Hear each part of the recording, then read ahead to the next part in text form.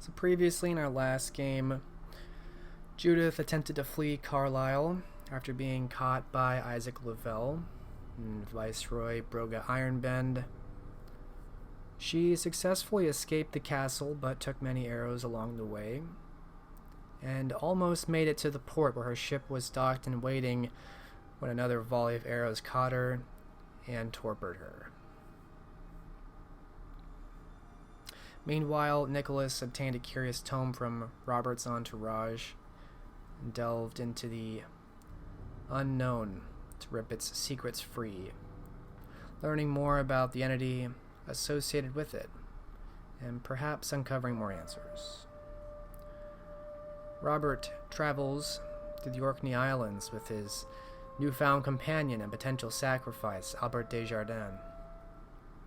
After coming across a small village of pagan tribesmen, Robert lost himself to the beast and murders most of the tribe, gaining control.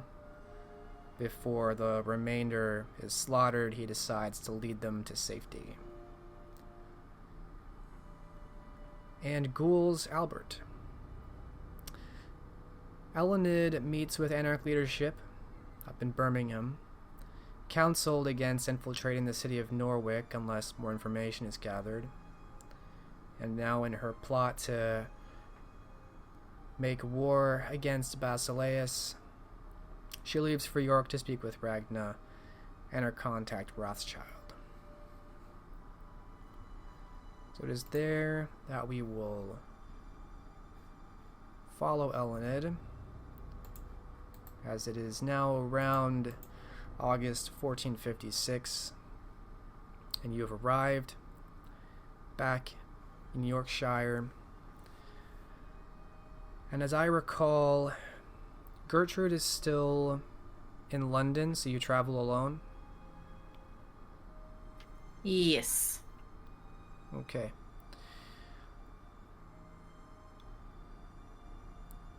Give me a 1d10.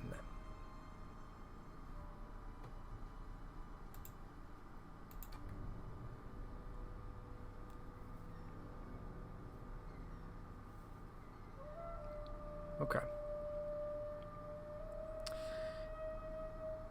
As are many of your travels, this one is uneventful, and you reach the city of York without much fanfare.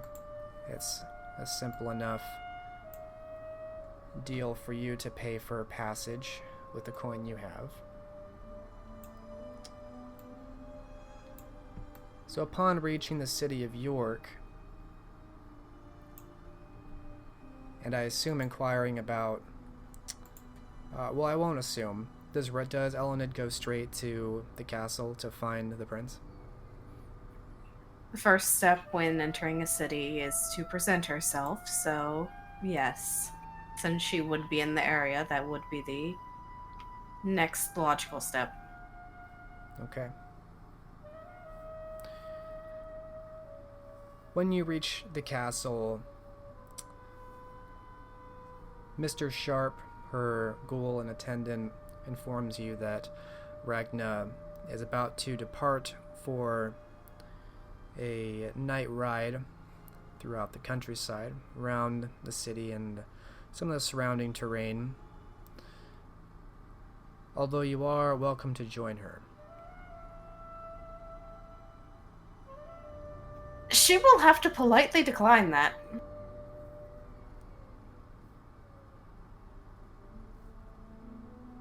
Alright. Do you explain why, or you just flat out say no? She, has never been on the best terms with animals.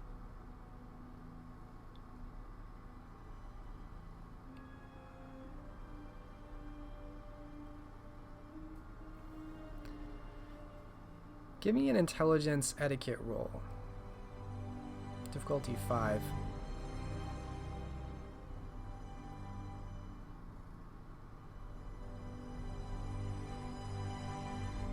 Why am I trying to type it out? We have a macro for that.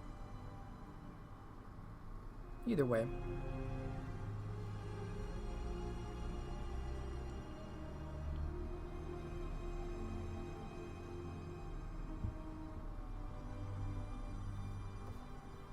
Alright, at least 4 successes. No specialties. You know, as a vassal to Ragna, which is what you are after you swore allegiance, if she's riding out, it would be customary for you to ride out with her, and could be seen as a slight if you chose not to when given the opportunity.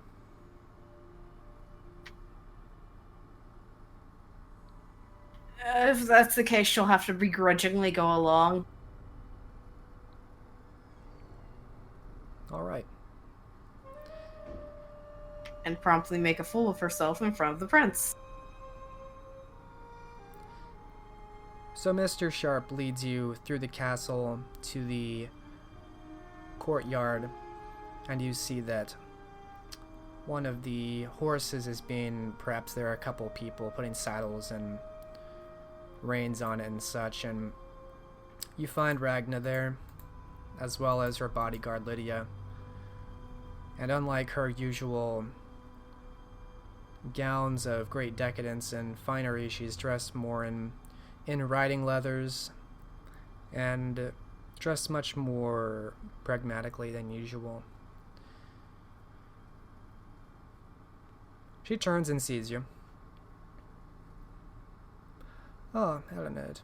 Good. I had hoped you would join me. Your timing is well fortuned."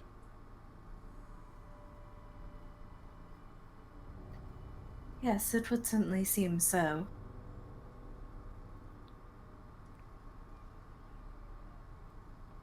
She gestures to Mr. Sharp to bring forward another horse, and other people start moving to put it together, get the reins and the saddle and everything prepared.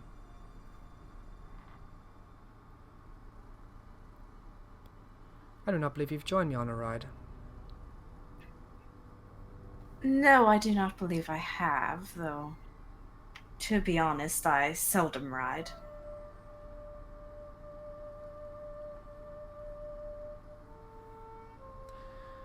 Fortunately, these beasts are quite accustomed to us.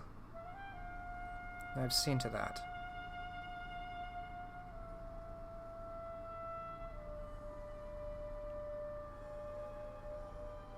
She smiles faintly as she mounts the horse in front of her, and you see that Lydia is not far behind, although she still seems to be in these long red robes and hood that cloak most of her.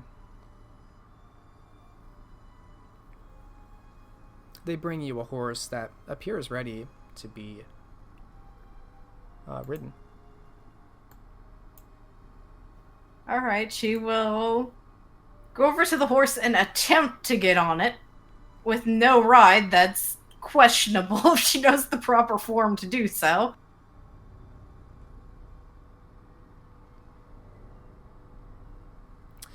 You're given much help, as it's obvious that you have some struggle with it, and Mr. Sharp and a couple others help get you situated.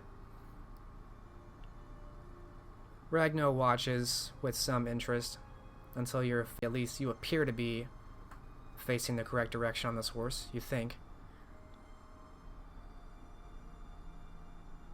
She smiles amused and starts to trot away on this black courser, much like yours, but yours is white.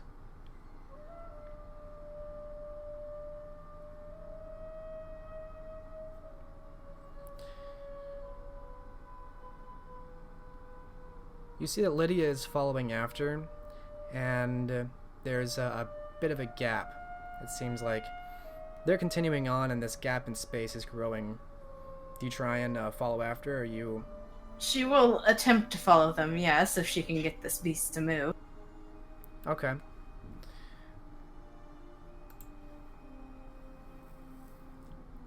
Give me a... You don't have any ride. I also do not have any animal kin. That's okay. I'll let you do a... We'll go straight wits, difficulty 7. I think that's more applicable than dexterity. Shoot, what was my wit specialty again? I almost never get to use it. Cool-headed was my wit specialty. I'm gonna say no. Okay.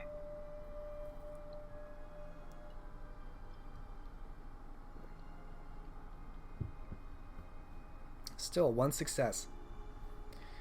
Seeing what they do, you kind of mimic it and lean forward a bit. You're not exactly sure what to do, but fortunately for you, the horse seems to pick up for what you don't know. It's a surprisingly docile creature. Many of the other horses you've been around are always a bit skittish around you and other canines, but this one's a very placid creature, and you think more intelligent than usual horses, as it seems to know to follow after the other 2 coursers. While we were around the castle, was there anyone else around that was observing her inexperience with the animal? I'm trying to get a general gauge of how much of a court gossip she's going to be due to this. Let's see. Well, the subject of court gossip, rather. English. I can English. Dorothy Nicolier, Ragna's child, was kind of looking down, and so she was certainly present. Lydia doesn't really speak, so she can't contribute to gossip. However, obviously Ethan Sharp, the ghoul, saw this and participated in helping you. You haven't seen Jesper in quite some time. And otherwise, you didn't see anyone else in the court of note that took interest. So really just Dorothy. And Ethan Sharp. Dorothy knowing could be bad enough as it.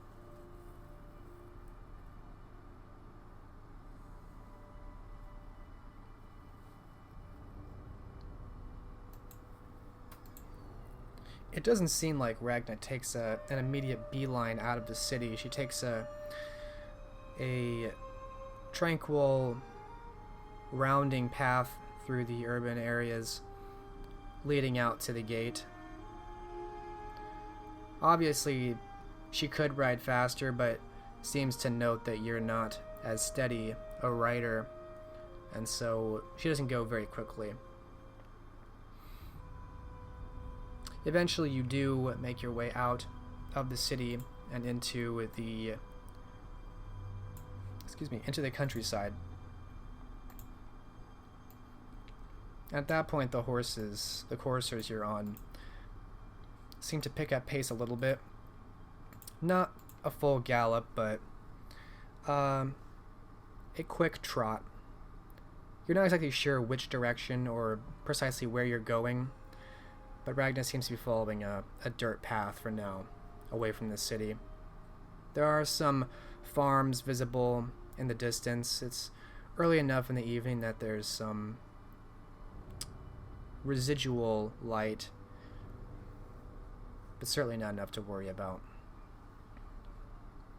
And so Ragna kind of keeps pace with you so the two of you can speak as you ride. I imagine you did not come all the way out here simply to join me for a ride. No, I did not come all the way out here to make a fool of myself. She smirks. At least not intentionally. No, I've been making some plans as to the best way to approach our current situation. Some of which include talking to my compatriots. Some of which included speaking with the Anarchs. Yes. Speaking of your compatriots, your companion Robert was here not many nights ago. Here? Huh. I did not expect him to remain here for very long. It was very odd, for he did not. He departed north by ship, then returned soon after, only to depart north again. Have you any knowledge if he has business in Scotland, Edinburgh, perhaps? If he does, he has not informed me of it. I do know that he has sent a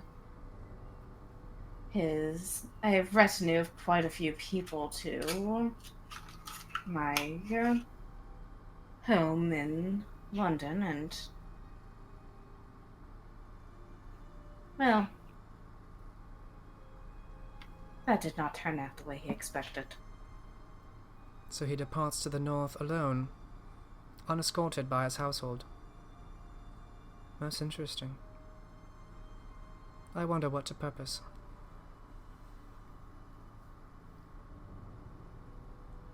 I am uncertain.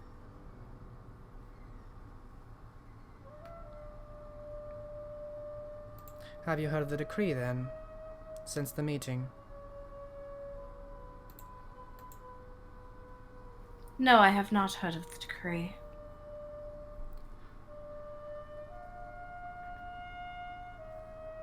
By order of the Covenant, the city of Norwich and all those loyal to Sebastian are now considered an open rebellion against us.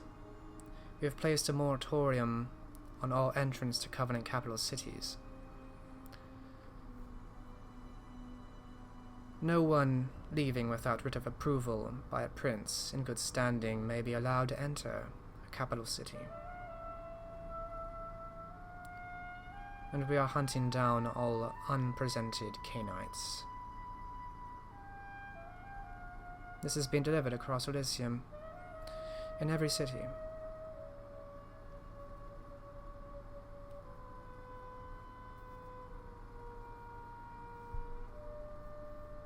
I will keep that in mind. Oh, you should fear not. That ring is writ enough, and she gestures briefly to you in your hand. Others, however, will have to tread carefully, should they desire to leave.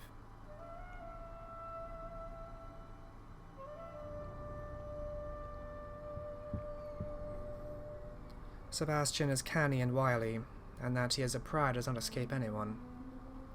He will have agents, they will be proficient in infiltration, and so the most draconian measures must be taken. Speaking of agents, during speaking with one of the Anarch leaders, I have found out what I suspected, with there being quite a lot of eyes keeping watch in that city.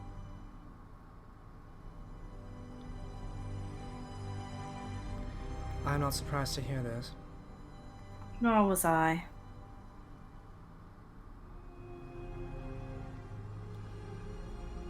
It only means that the infiltration tactic is off the table, and as I have presented before, the best option is to push the war forward.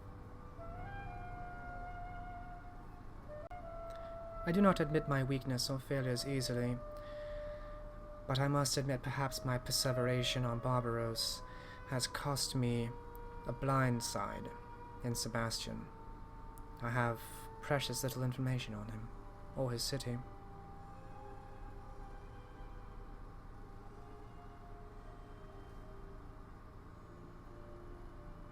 The only information I know is that was given to me by the Anarchs, and the little that was given to me by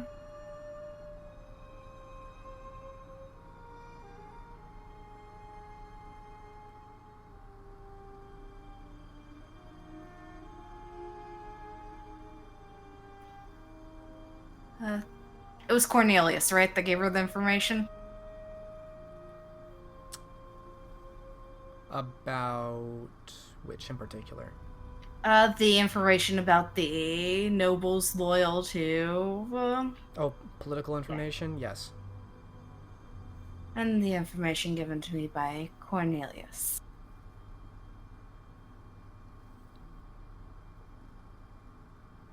Cornelius. I recall the man.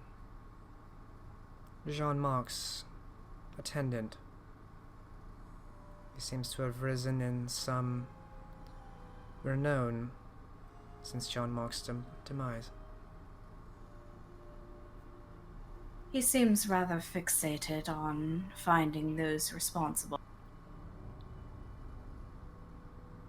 I have not informed him as of yet because I do not want him to interfere with any plans that might be made.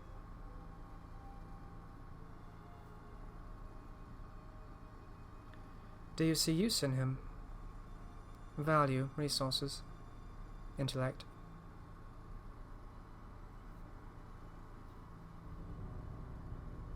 He certainly knows a good deal of information from his previous travel. But as to the personal value of the man, I cannot speak to that. He has more interacted with Robert than anyone else.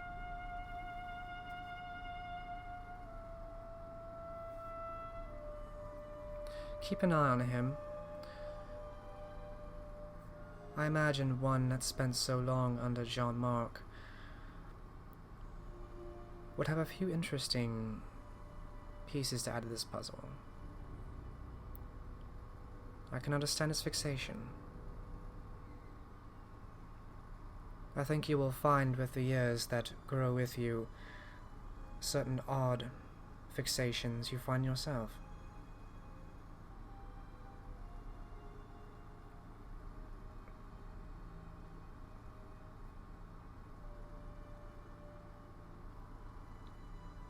So you wish to propagate this war? Indeed. And how would you go about that?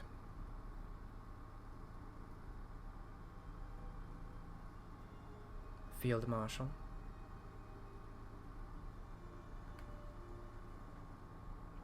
She'll stop and consider that for a moment. Since, well, getting someone exiled from another country back into the country is a rather tricky matter.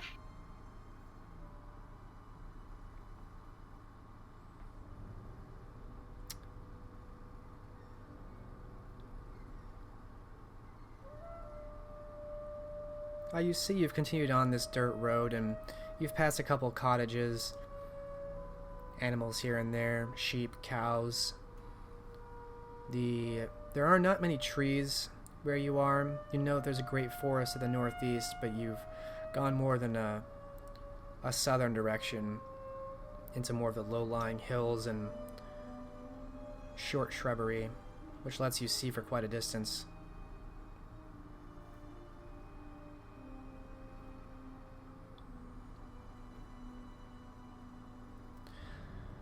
The Duke's influence must grow. He and his faction have become popular in London. However, it is not enough that he is popular. In time, I expect enough will occur that he may remove himself from Ireland. But if you wish for this to happen sooner, there must be momentum among the kind,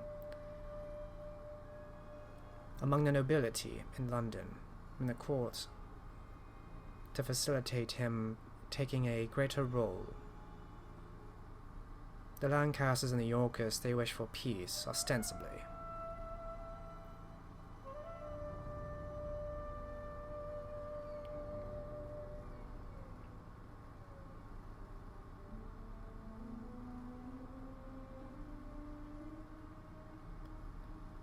Perhaps if you can maneuver the kind to propel the Duke of York into a position where he can greater secure peace. More centrally located.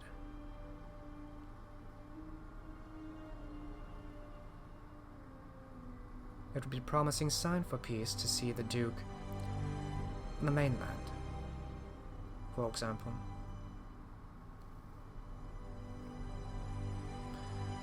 That is but one possibility. The conflicts between the Percys and the Nevilles is escalating. Skirmishes have begun to broken out in Yorkshire and Northumberland. It has not yet involved the Lancasters or the Yorkers directly, but with their connections,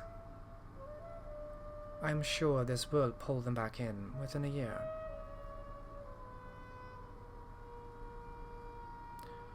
Now the question is, do we have a year to wait? Yes, that was the part I was concerned about. The more time we wait, the more time our opponents have to prepare.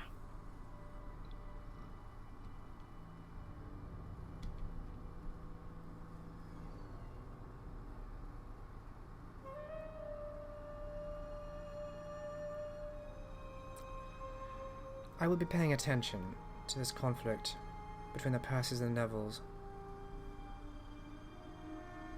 Perhaps there'll be an opportunity. Perhaps not.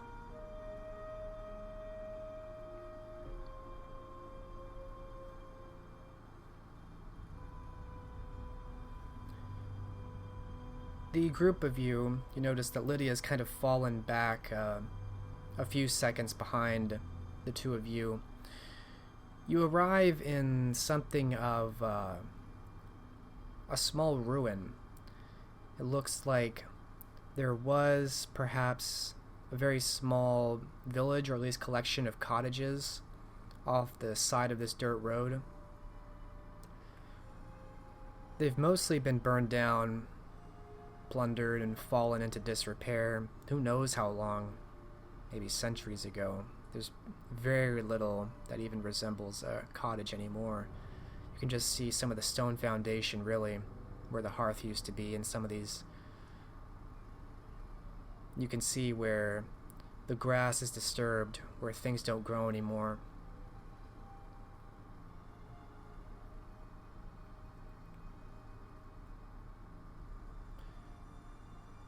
Do you know where we are?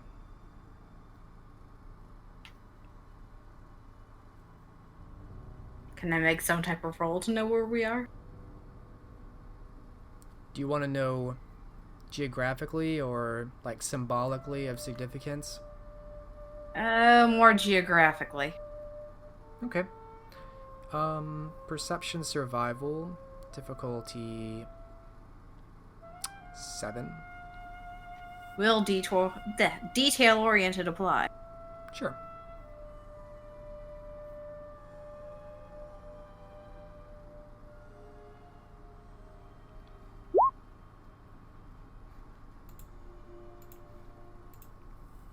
So 2 successes. You're southwest of the city of York. It is still uphill from here.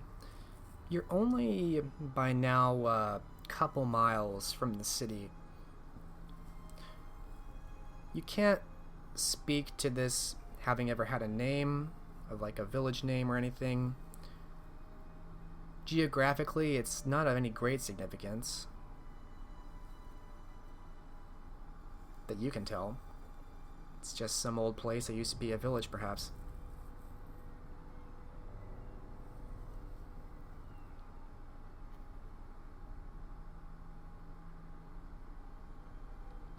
Only to what is more obvious of the location.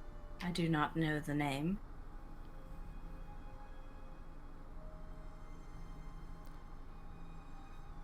This is where the events transpired, which made my sire Prince of York. A very long time ago. And she's kind of trotting through the village, looking at the ruins.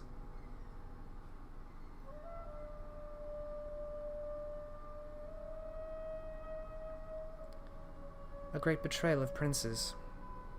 Of former princes. When Adam still ruled London, there was a conspiracy against him to overthrow him. This is where it occurred, the conspiracy to meet.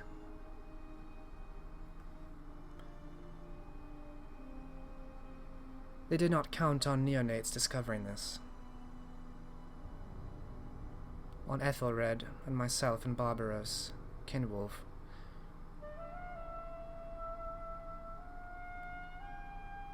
Unfortunately, it was Kinwulf's sire that was involved.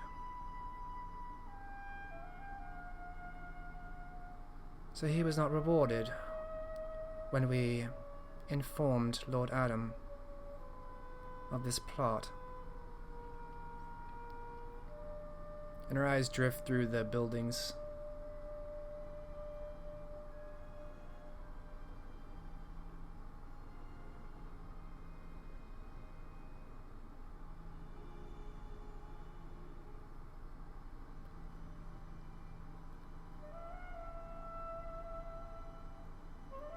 Lydia has stopped.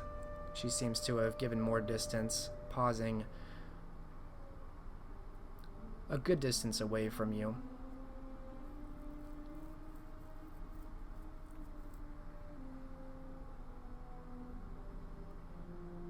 I sometimes travel here to remind myself of the past.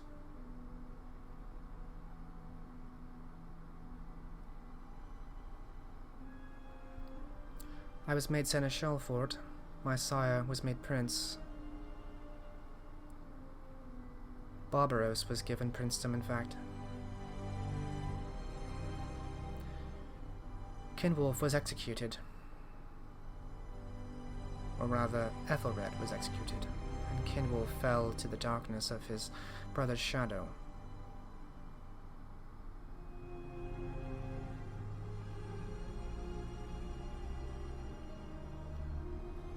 And so the same night that so much power sprang up was the same night that our coterie disbanded.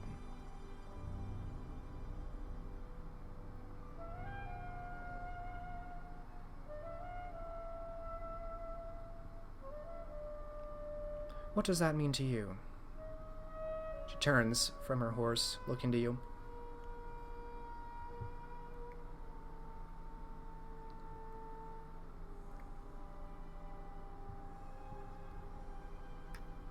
That your goals no longer aligned, and that attempting to work together would only prove as a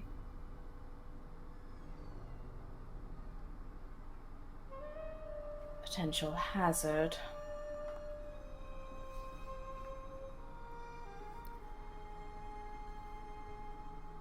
But is there a lesson here, in these ruins? The sight of dead princes, of the betrayal of your coterie mate. What lesson do you glean from that? I wonder.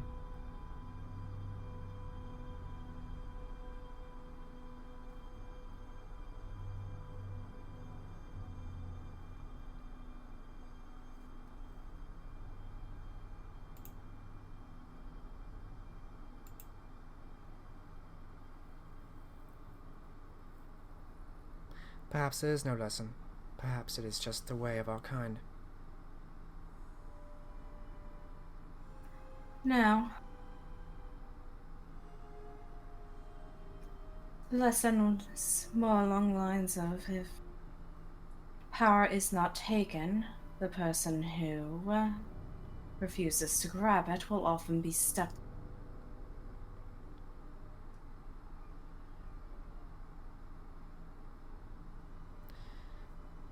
That is remarkably close to the lesson I learned. I wonder what lesson Ethelred would have gained from it had he survived his sire's conspiracy against Adam.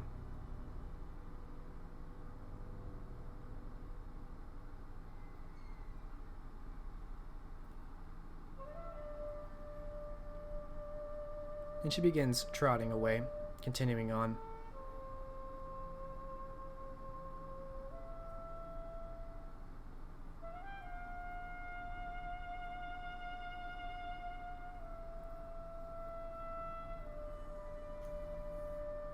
She will attempt to have her horse follow. I'll let your one success ride, so to speak.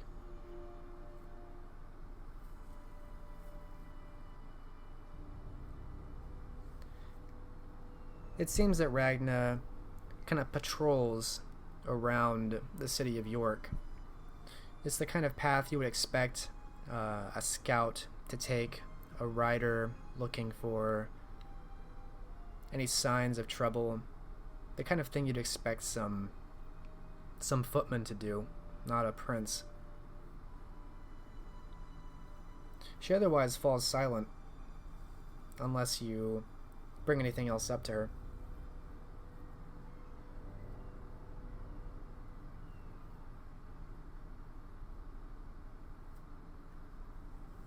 No, she wouldn't.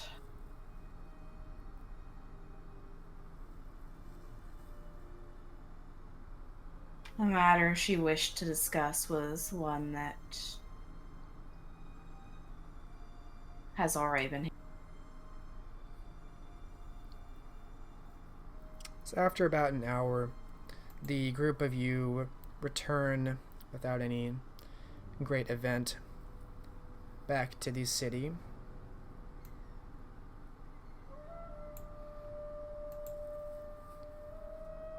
You're helped off your horse. Ragna and Lydia dismounts and their horses are taken. Thank you for joining me on my ride. As much as I enjoy entertaining guests in the castle, I find it gets a bit stuffy at times.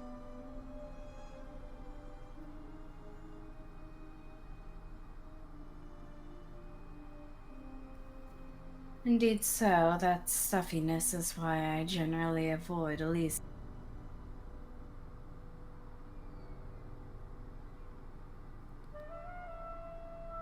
Avoiding Elysium too much may prove much more dangerous than those roads out there.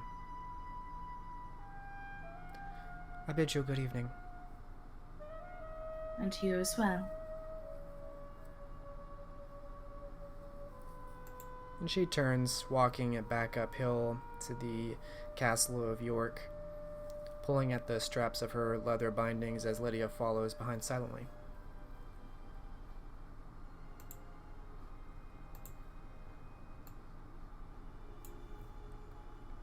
What are Elined's next plans?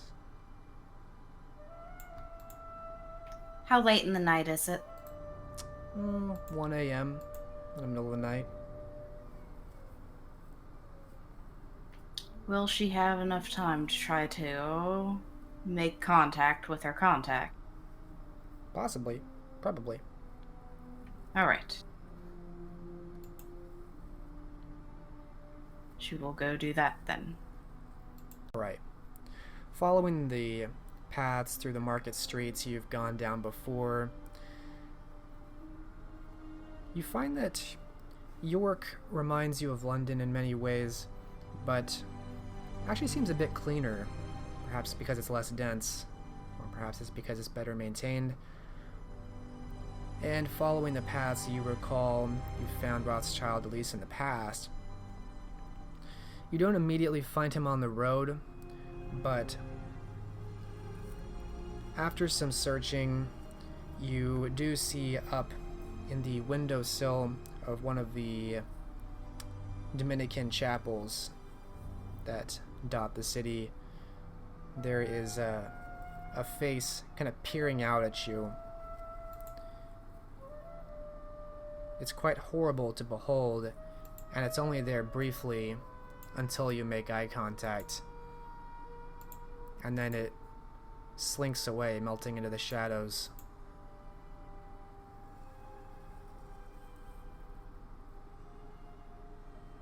Well, that gives her a location to go to. Alright. The chapel doors are closed, but trying to open them proves that they're actually unlocked, and there seems to be no palpable aura that must be overcome here. Perhaps there's not enough strength in whatever causes these buildings to sometimes repel you. For whatever reason, you enter the Dominican chapel quite easily, and as you'd expect, many wooden pews going down on either side of the nave.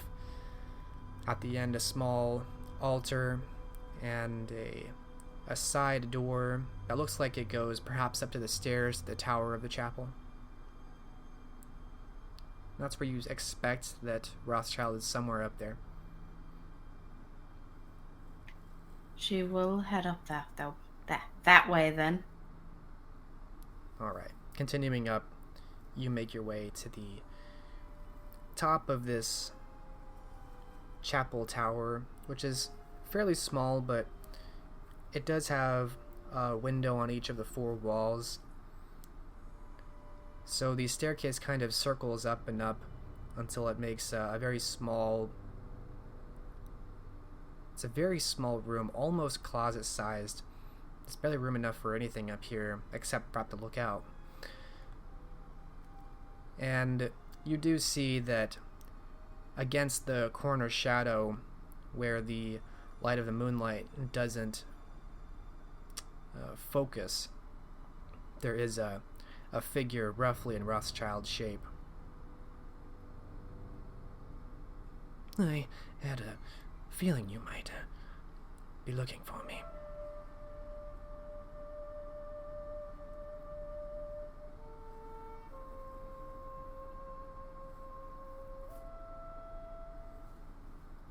Yes, with my making plans for the attack, that was one of the next logical steps. Ah, an attack. Sounds very, dangerous. Kind of shifts in the darkness. Indeed so. But it is more dangerous to leave said individuals to their own scheme. There are many number of beasts out in this world, which would cause no harm if not tread upon. Bears, perhaps. There are not many here in the British Isles. However, I have learned that they are very docile when not bothered. But enter a cave, and it can be quite lethal.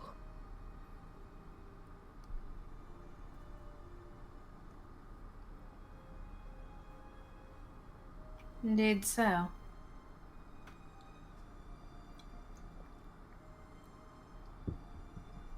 I'm afraid, my dear, I am no greater tactician than you, certainly. I'm not sure that I can aid in this endeavor more than you already can yourself.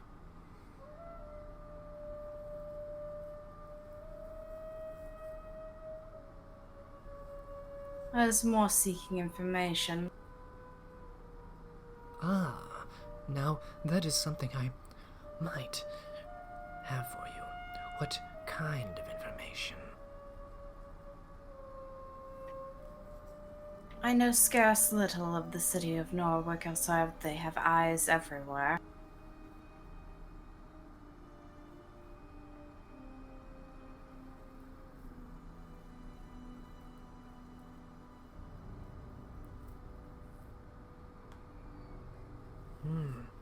Well, I have been there a handful of times.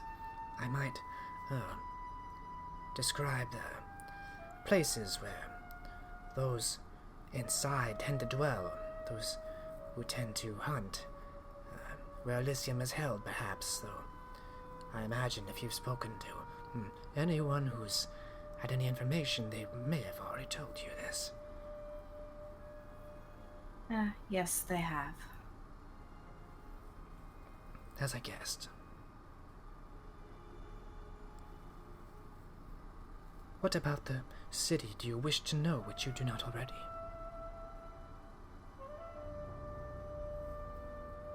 Defensive fortifications and the like.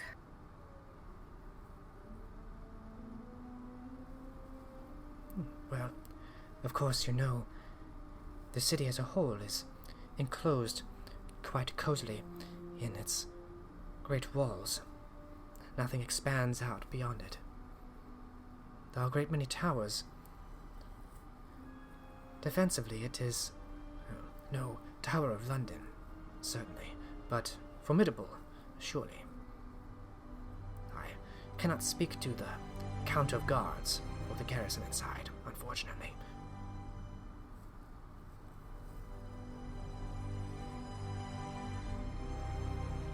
Nor did I expect you to. Have you an inclination of when you would attack?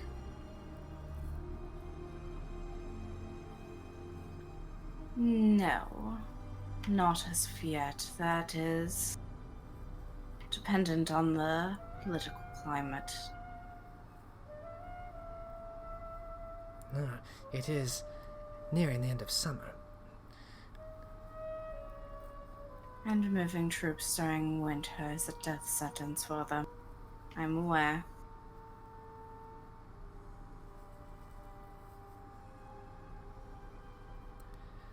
Now, if politics is your game, do you intend to make use of some political body to aid you?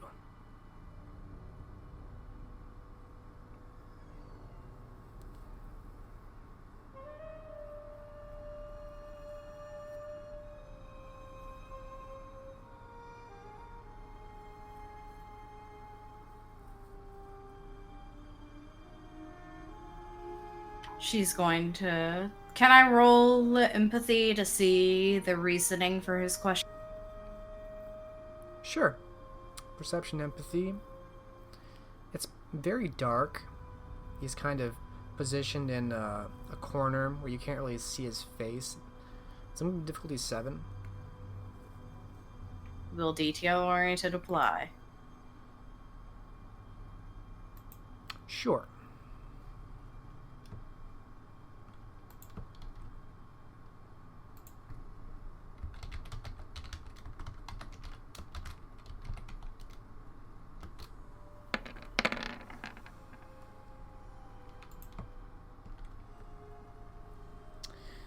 You think it has something to do with he doesn't know how to help you, and so he doesn't really know what you're getting at. It's hard to tell. Like, he's definitely interested. You gain that emotion. And you think it's out of how best to suit you.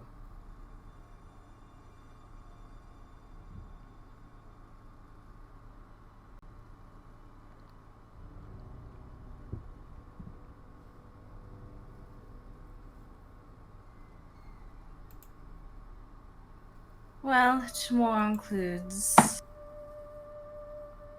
speaking with nobles, trying to get a certain banished individual back into the island.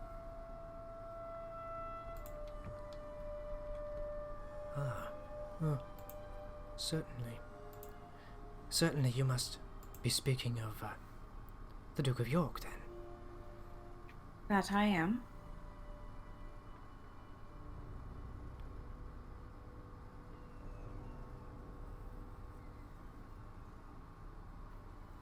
Things will take much longer to progress with him being overseas.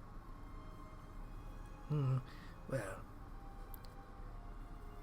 I would think with how unpopular the king has become, conflict is inevitable, is it not? It is. But we might not have that long to act. The Anarchs certainly don't want to wait that long. Ah. But does it not pose greater risk, perhaps, of reigniting this too soon? You know, I hear reports in the western countryside, sites of our kind being burned at the stake.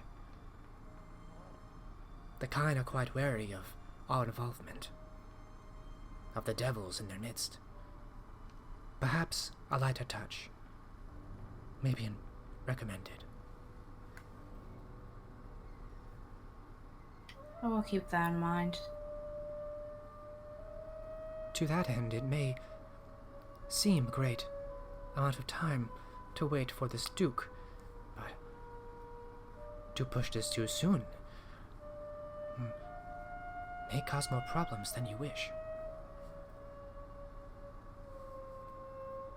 And yet to wait too long would be to give the enemies more time to prepare. Perhaps true. But do you fear this enemy preparing for the fires and the pitchforks of a mob spread across England?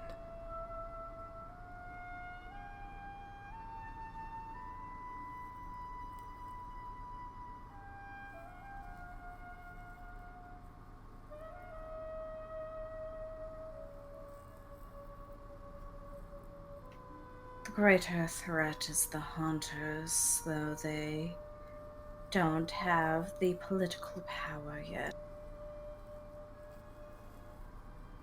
You have heard that there were sightings of them, have you not? Oh yes, I am quite aware. Canterbury and other places. There are more than one group of them, you know. Must be very careful. Yes. London. And two of the locations they were most interested in were London and York.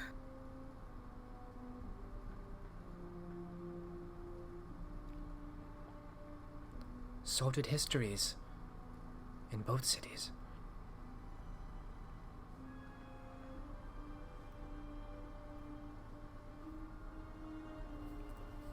And if you do meddle in the affairs of the politics of a kind, you can be sure they will follow any misstep.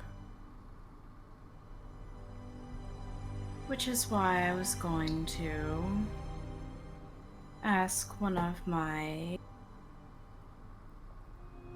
compatriots who is more politically minded to handle that front.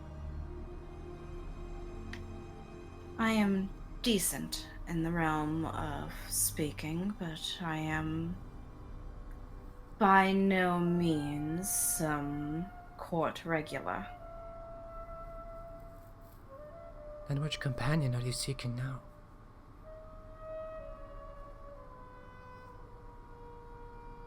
If Robert is not willing to, I can always speak to Cornelius on the matter.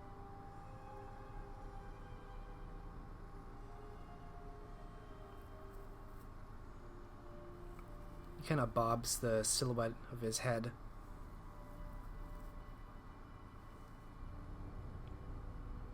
And who can say where Robert is? North, I hear. North, I hear as well.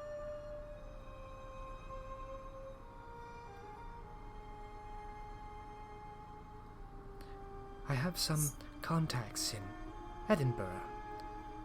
They do not know of any association that Lord de Vere has there. Do you think perhaps that is where he's going, or further? I am uncertain as to his plans.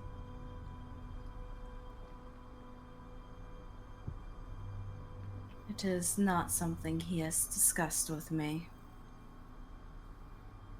More's the pity.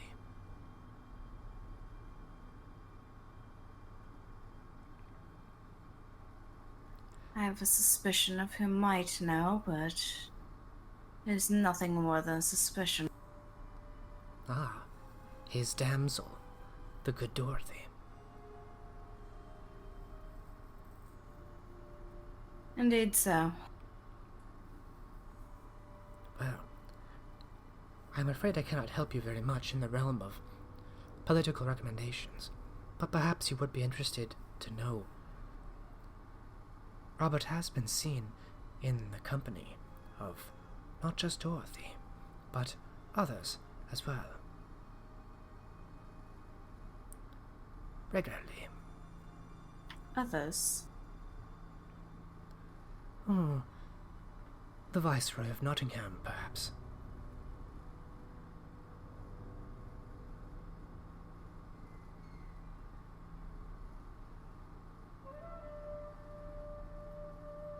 Interesting.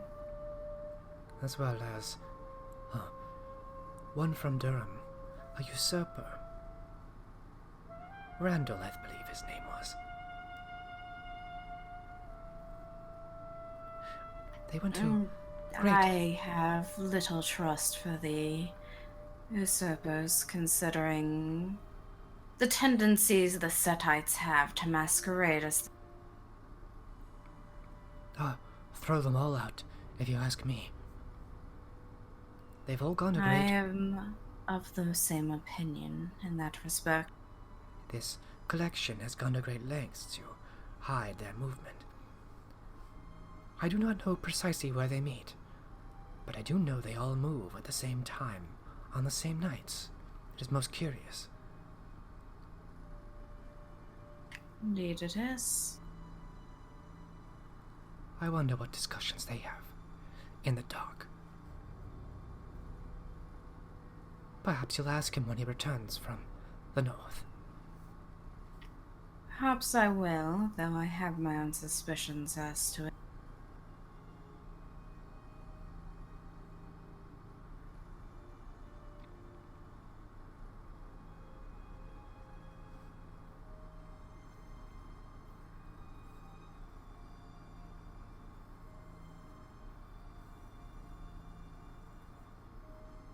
Is there anything else I might help you with this evening? No, you have been more helpful than I expected. I only expected some information as for the defensive fortifications. Yes. Do tread carefully, whatever you choose, my dear. I shall.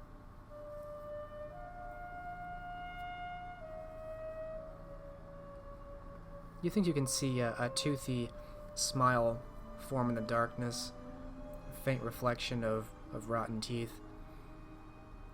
He slowly disappears out of view in front of your eyes.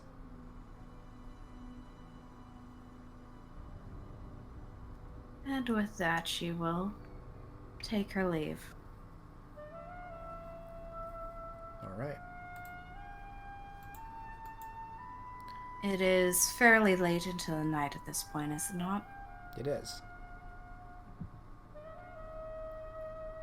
Then best option would be to return to the castle and stay there for the day.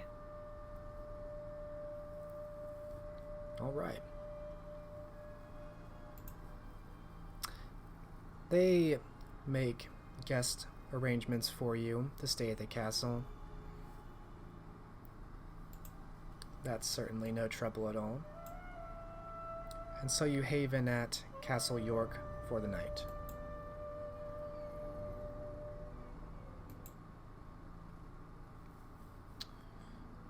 Meanwhile,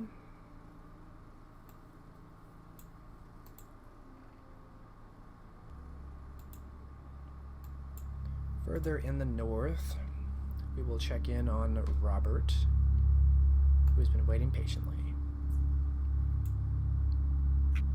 Mm-hmm.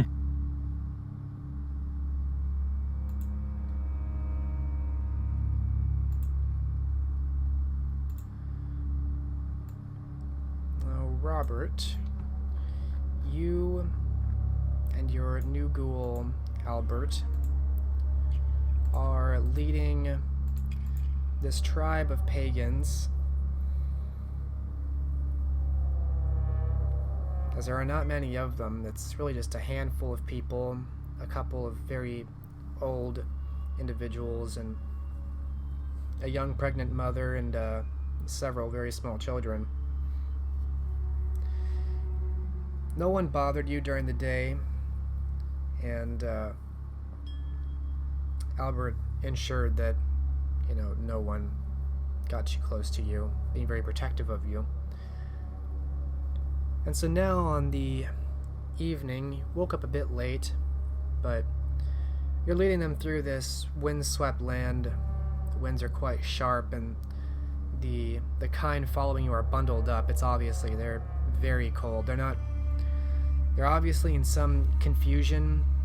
None of them really speak French, but they do know that they're supposed to follow you vaguely.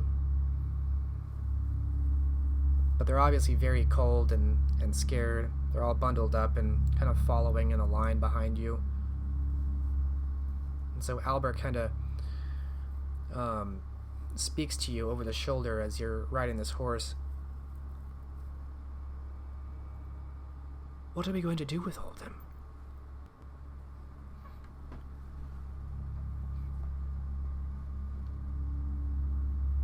Hopefully convert them. Ah, missionary work. Yes. Excellent idea. But shouldn't we head in the direction of Kirkwall then? We seem to be going further away.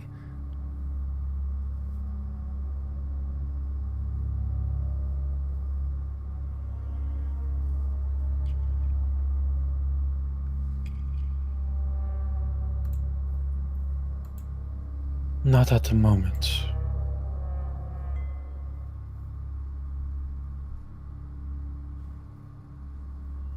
We must press further on.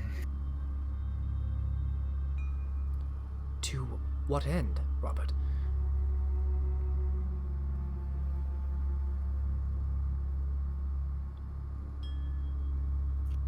To discover that which we seek.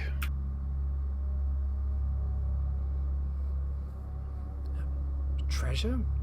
He seems confused.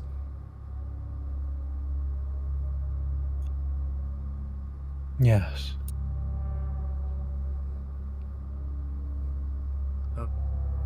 As you say. Kind of falls silent in the back saddle.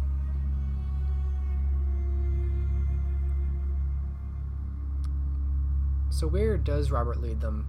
You know the vague direction. If you keep going this way, you'll find another couple villages, and then you should be in distance to reach this ritual location. He'll continue to follow what he was told, the description. Okay.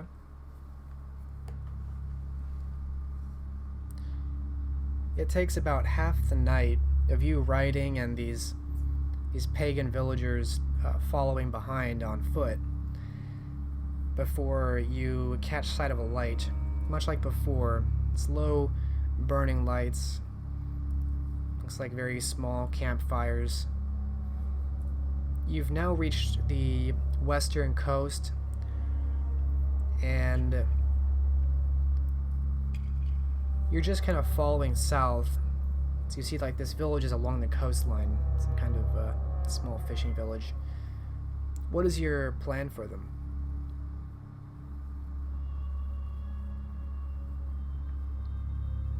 He'll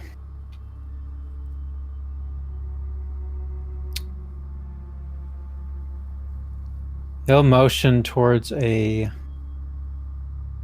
woman that has a child, perhaps, and point towards the village.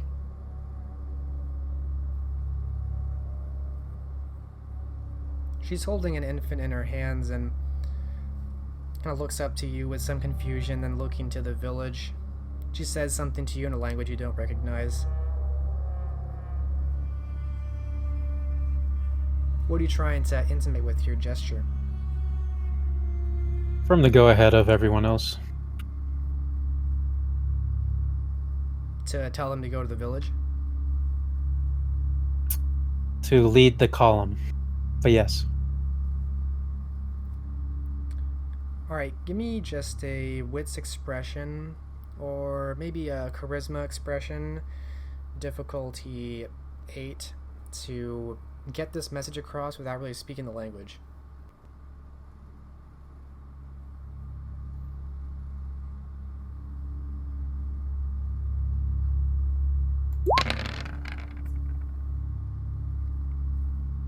Alright, one success. She still looks a bit confused, but then backs away, maybe seeing something in your eyes. Still fearful, obviously. She says something to the group behind her, and with her other hand, takes the hand of another small child to lead them. And the group of them start walking towards the village. The children are kind of pulling whatever rags they have close together.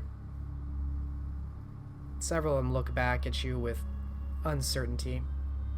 Perhaps they expect to be struck down while they walk. Robert will follow behind, summoning Albert to keep close. He stays on the back saddle unless you tell him to walk.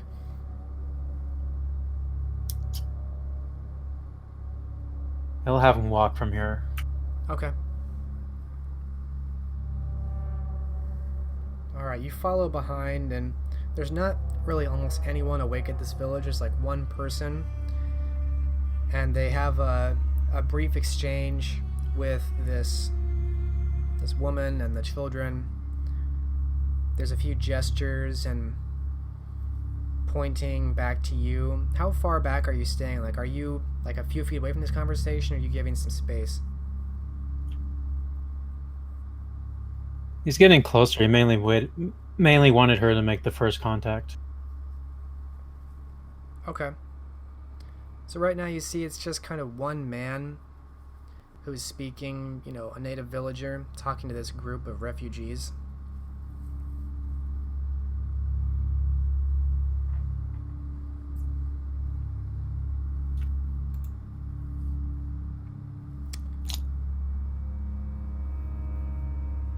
Robert will look at the man with a serious gaze.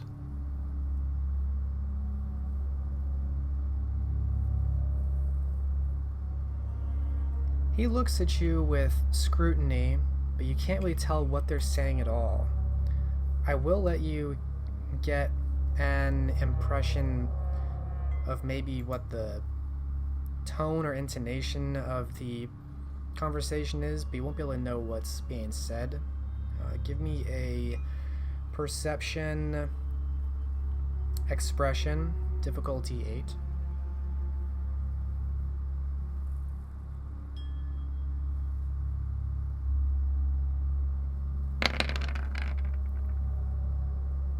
Two successes. Okay. So you're close enough, and it's obvious that no one thinks that you speak the language, but even so, the woman hushes her voice as she says a few of these words and kind of makes gestures with her head, and you see a look from the man to the woman, and it's very grim and serious, but it nods once. As I said, you don't know what was said, but you do know that something was expressed here which they really didn't want you to know about.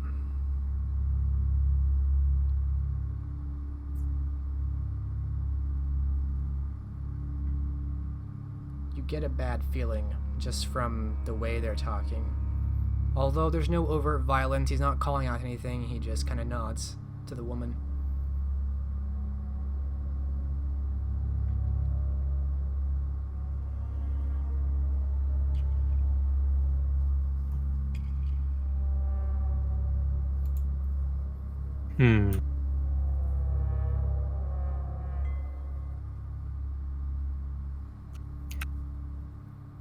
Robert will ride closer to this man and look him in the eyes. How does the man react as he's getting closer? He takes a step back, and you see there's a small hatchet at his side, and he lowers his hand towards it, to be ready, because you're getting close to him with a horse, which is very dangerous.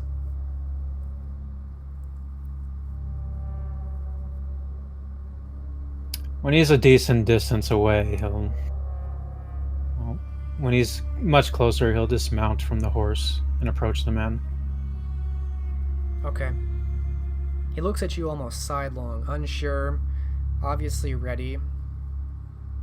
I'm letting your expression, your perception of the man ride, so you know he's pretty tense.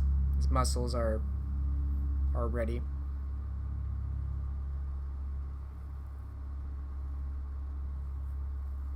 Do you speak my language? He mutters something to you don't understand.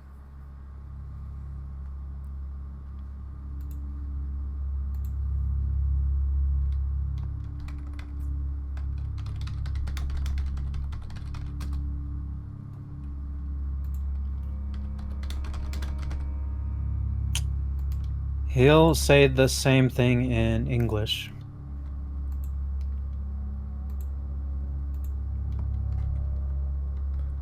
Evemardu.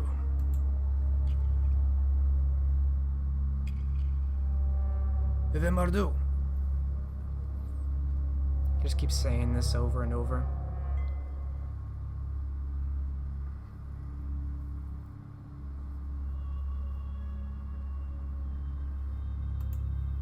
Robert slowly shakes his head.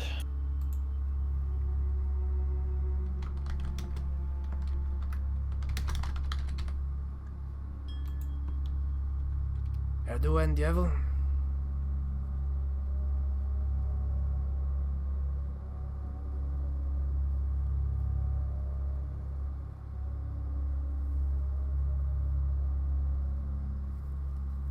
He kind of ushers and helps guide the villagers, the refugees, into this village. Never taking his eyes off you and always keeping a hand at his side. Are you doing something in the background? Oh, that was muted. Yep. So he kind of looks at you and remarks a couple times, "Erduen Devil?" And he's ushering the refugees into the village. He never takes his eyes off you. He looks ready.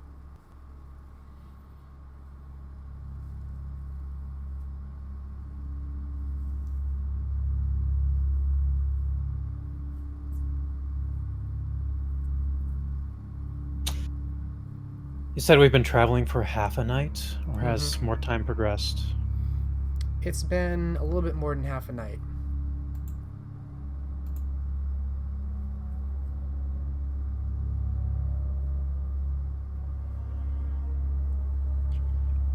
Robert will point at the moon and make a motion of its setting, and then point at a tent, kind of intimating that he wishes to stay a night.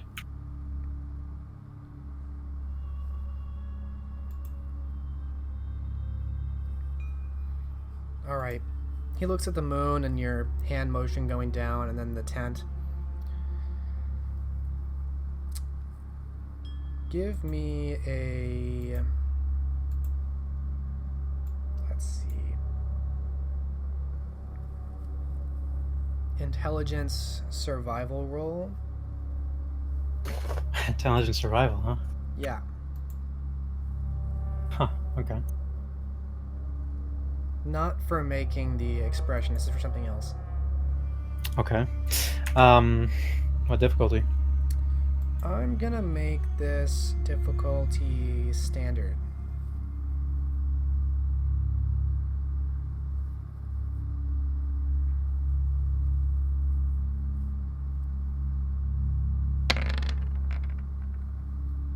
One success.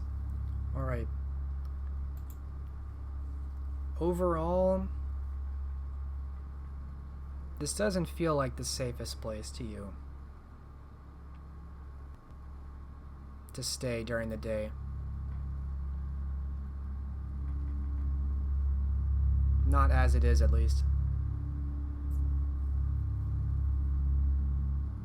Well, yeah. Not much is a given. He wishes to see the man's reaction to this, though. He steps out of the way. He doesn't look like he's interested in fighting you or stopping you. He kind of nods a couple of times and says something else in a language you don't understand.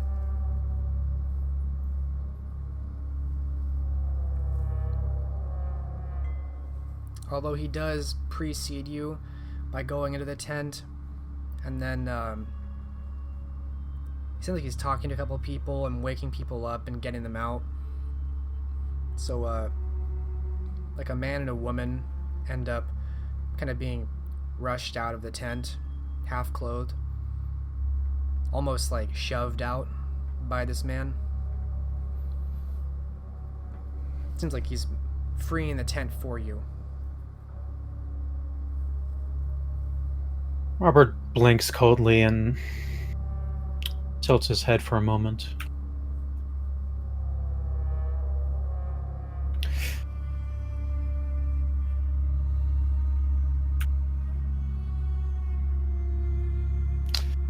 He'll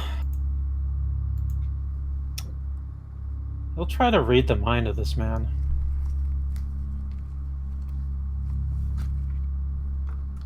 Alright, I believe that's intelligence, subterfuge, difficulty of the willpower. Intelligence subterfuge, yes. Alright. So you roll that, difficulty 3.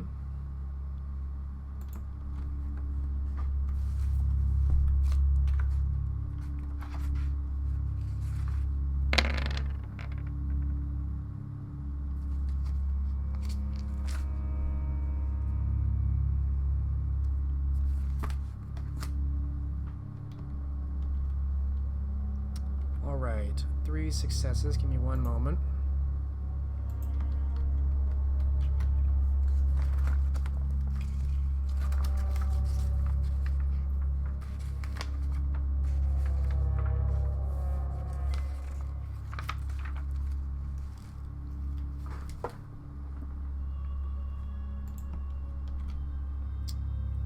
I'm just reviewing to see if this is more literal or pictographic. Oops.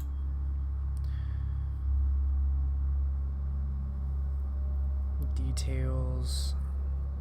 Alright, so with 3 successes, not the deepest thoughts, but certainly the surface thoughts, and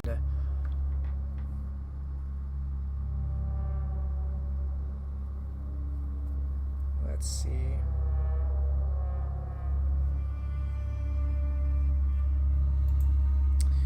You get some images of what you think are his imagination, like him imagining a village being attacked by you. He's trying to imagine you attacking a village by yourself as some kind of monster. And a few other faces go through his mind. He's thinking about other people. You recognize the scene around these people. It's other villagers, other village men.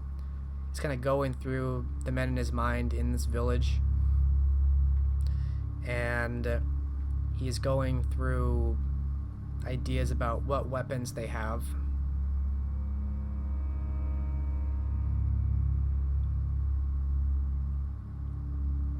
And about trying to imagine you sleeping during the day.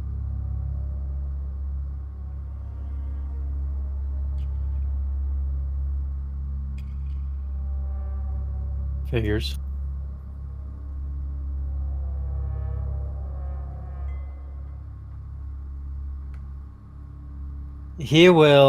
Robert will implant the thought in his mind that his village should take care of these survivors.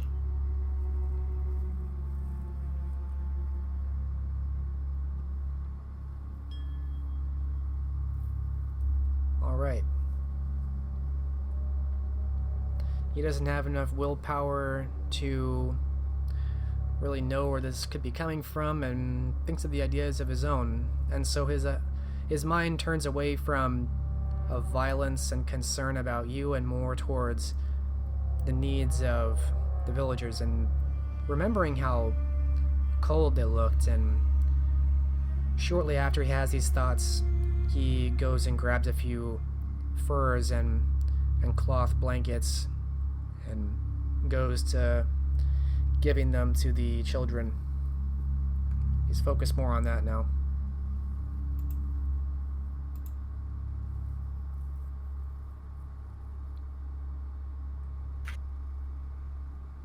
Robert will look to the woman that he was leading before and kind of motion to them to just stay here.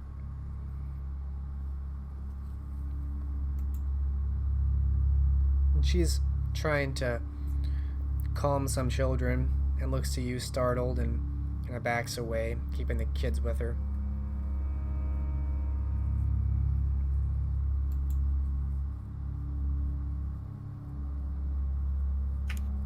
Does she make any motion of acknowledgement, or? She seems to nod once. Albert's kind of sidelong with you and kind of whispering beside you. I have a bad feeling about this. Perhaps we should leave. You're right. We will leave.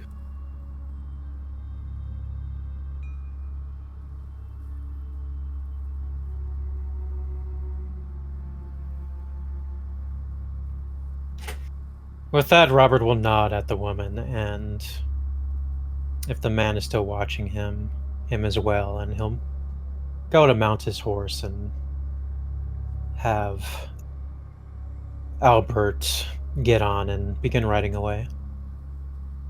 Alright, he's distracted, tending to the people. It seemed like the idea you put in his mind kind of took over, and so he doesn't even look and notice that you're leaving until you're already riding away. And you depart, leaving these refugees in the hands of whatever villagers these are. And you ride off into the night.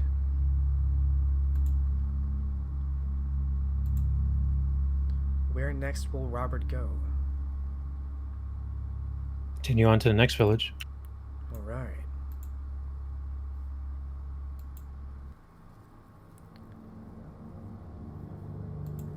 So leaving these refugees with their nightmarish memories of you, and leaving them with this other group, you ride, continuing on south. One moment to look at the map.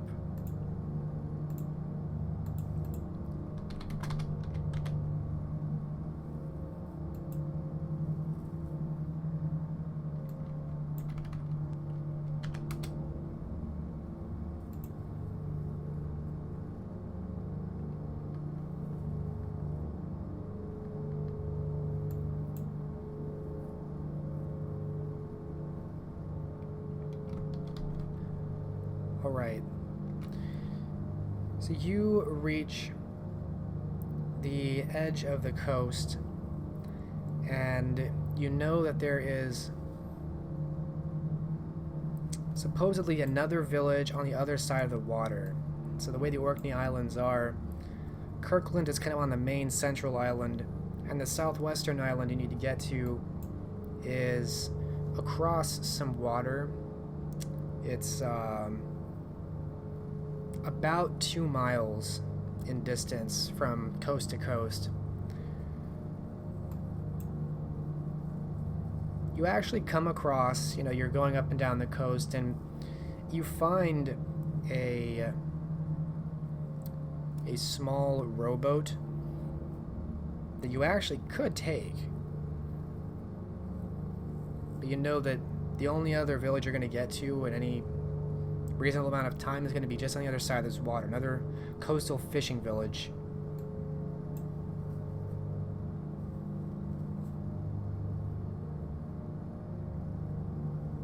course, Yeah, this... your horse will probably not make it.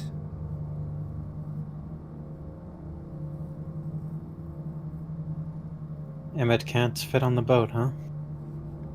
It's really just like a long rowing boat. You're surprised you even found that washed up.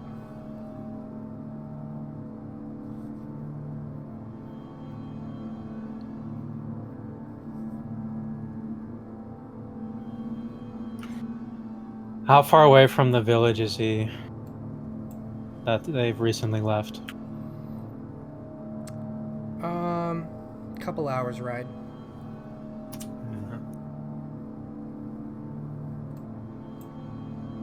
Looking around, could Robert figure out a way to get the horse to the other side?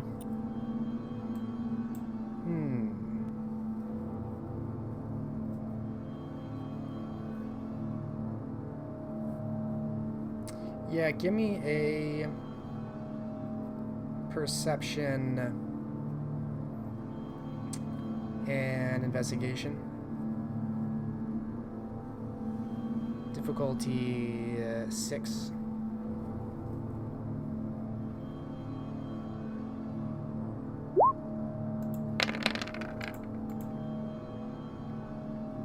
No successes. You think there might have been some shallows to the east, but you're not sure.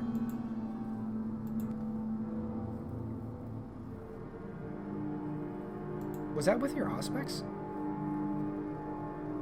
Oh, no. What is it with your auspex? Because I assume that's playing into this. Oh, okay. That would be 2 successes. Okay. Yeah, I'll just give that to you. It's, there are some shallows further along the coast to the east. It would take you considerably longer time to go east and then south to this smaller island in between, and then continuing on, like, back west. But if you really wanted to keep the horse, you could probably do that. And if you rode pretty hard, you might even make it to the village tonight.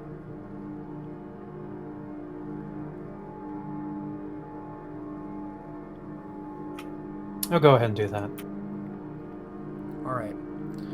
So I'm just going to need a dex ride from you. And it's going to be standard difficulty, but I'm going to need at least 3 successes for you to make it to the village in time. Just from one roll? Yes. You are running out. You have to go quite a ways around, and you have spent a good amount of the time of the night riding. That is very... Ooh. Ew.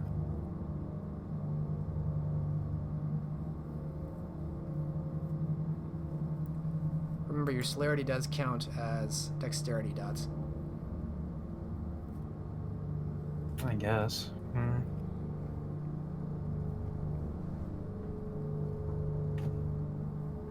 Okay. Sure, I imagine I can fully pump blood into Dex. Yeah, you can do that. You just ate a village.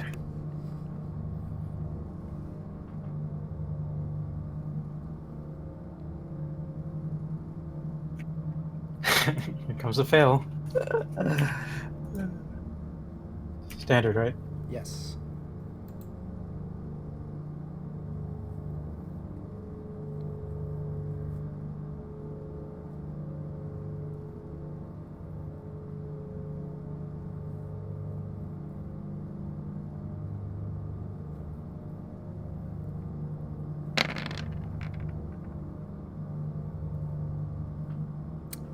Oh. 2 successes, but you have a 10. Do you have any specialties here? No. Okay. You get to within, you think, an hour's ride of the village when you see the familiar blue in the sky. You know that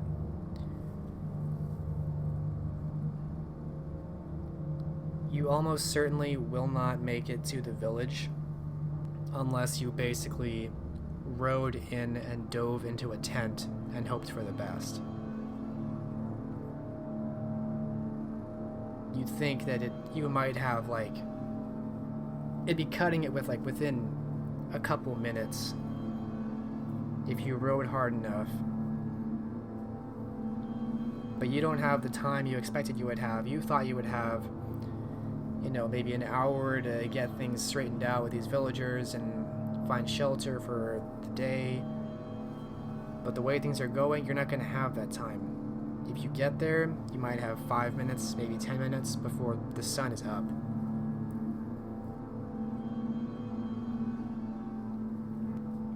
There are no trees on these islands. There's very little on these islands. Well, while riding towards the village, he'll look around. Does anything look like it could at least hold like a cave or something shallow enough to sleep in? Perception, survival, difficulty 8. You're mostly seeing tide pools, stretches of beach, rolling hills. No survival, that makes it difficulty 9, yeah? Yes. This is a very bad place to be caught out. 0 successes. You don't see anything for cover. A fucking The sun is one. coming out. Okay.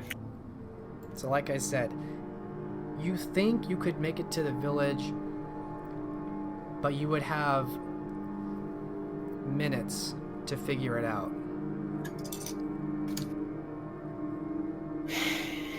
Alright, minutes. Just to refresh you, like, you are on the northern side of this southern island, and so there's water, there's, like, to your north there's waters, there's the tide, the shallows, and then there's this village to the west, but other than, like, some large rock structures, there's not much else out here right now.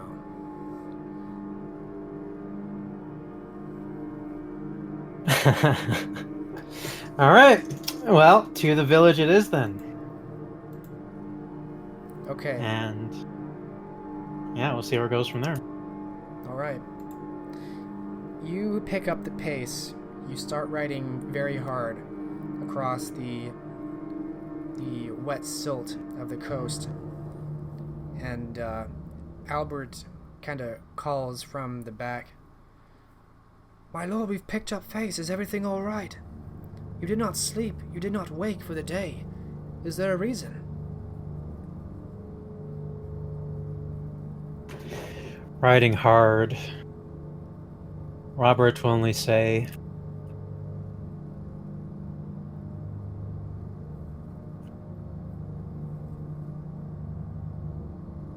"No, the reason you are here is to protect me during the day, to make sure we can make our journey, our pilgrimage."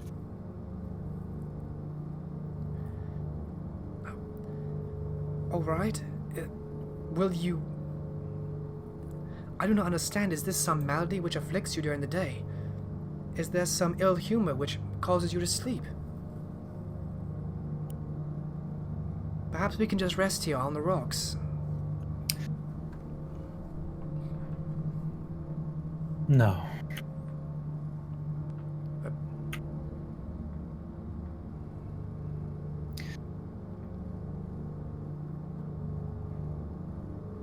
Pray, and things will be made clear to you. As you say. And he falls silent as you're galloping, you're going up and down, you're full gallop now. And sure enough, you see the village. And not too dissimilar from the other one you just left. It's a seaside village. There are some... It's mostly...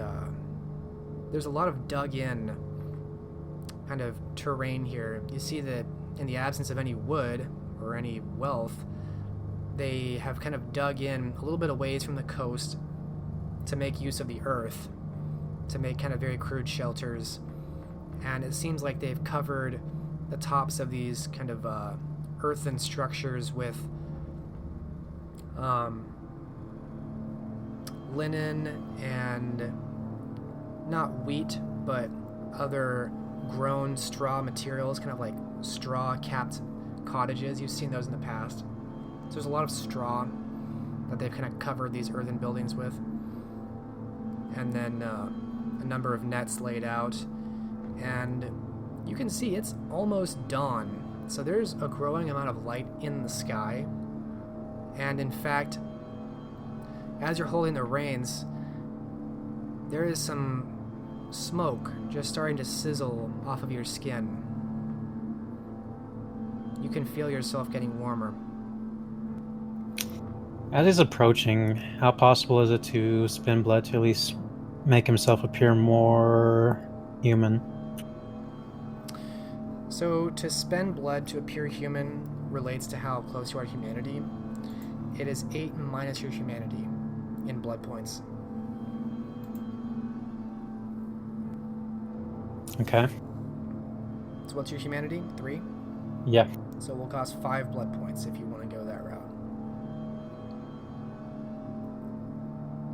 But you're smoking. There's obviously something wrong with you. Anyone with eyes can see that. Also, your features are not the most wholesome. You've seen yourself in the reflection a couple of times, and it looks like you did in the past. Anyone who sees you will know now that there's something wrong with you.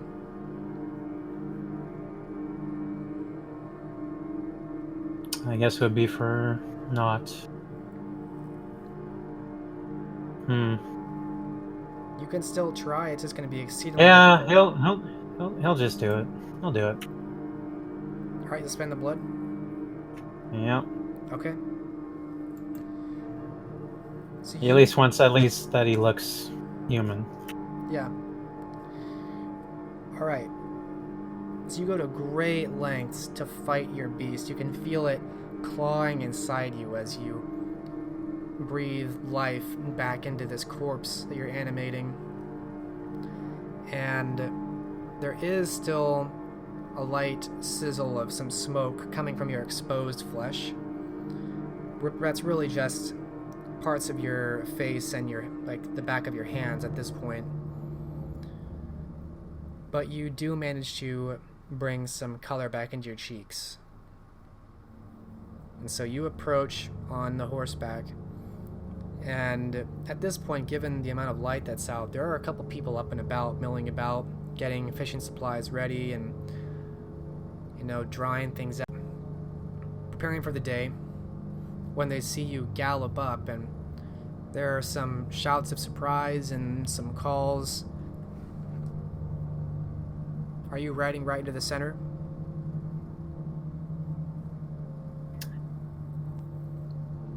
Yeah, he'll ride right into the center, and he'll tell Albert as he's riding up, offer them the horse. Okay.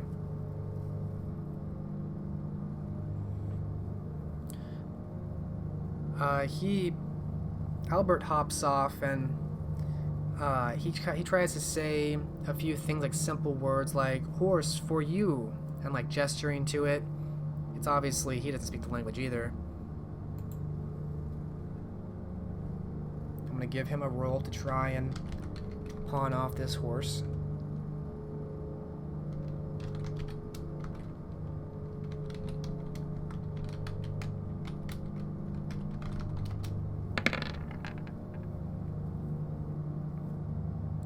One success on difficulty 9. He does it. So you see there's like a lot of, sadness and desperation in his face, and he's kind of taking the reins, leading the horse, and you. Are you staying on the horse? Oh no, he's jumped off and running towards shelter. Okay. So you jump off the horse as Albert takes the reins and basically shoves it into the closest tribesman's hand, And you can see that they're dressed very plainly in like leather tunics, and they also have like axes and like spears, like harpoons out. A couple of them have swords. Like they look, when they see someone gallop up at full speed into their village, they prepared themselves, but Albert handing over the reins to this horse, acting desperate, seems to have confused them at the very least, and paused them. And what are you doing during this?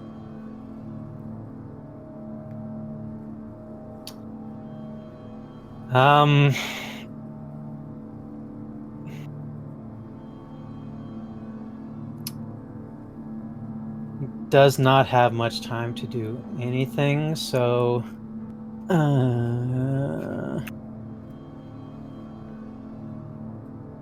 at the I'm wondering if I should like at least attempt an all before he starts passing out. But I don't know if that will really help.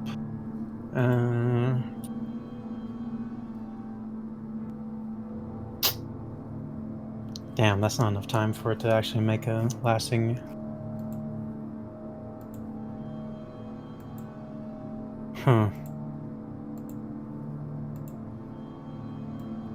Well, I'm assuming people can see him smoking already. Is that right? Let's see if they do. You've done a lot to kind of obscure yourself, unless they stare at you for a second and like look at you in the sun. Won't be immediately visible, so let's give them a chance. It's gonna be pretty difficult for them to notice immediately. Okay, no. It doesn't seem like anyone's like immediately startled or shouting profanities or fearful of you yet. They just see you kind of bolting towards the nearest tent, and actually you almost bump into a woman coming out, and she's just startled by the sight of you, not because you're scary, but because she wasn't expecting to see you.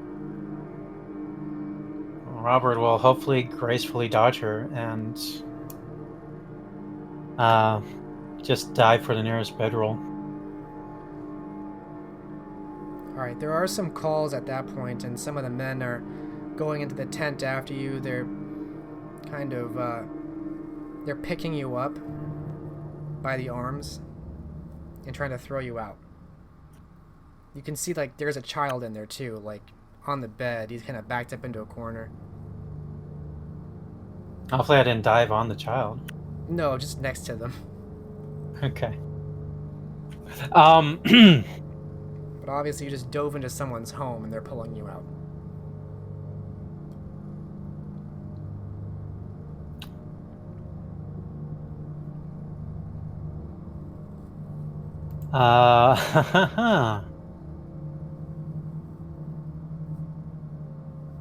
Robert will, at this point, he'll try. Oh, why the hell not? Okay.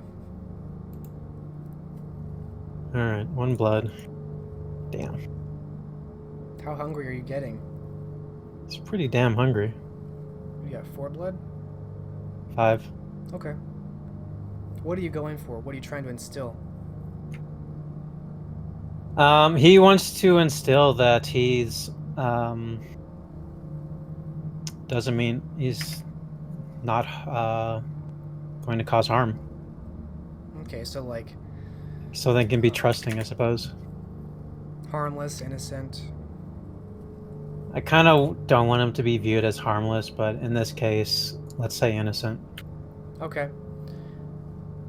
So yeah. Give me...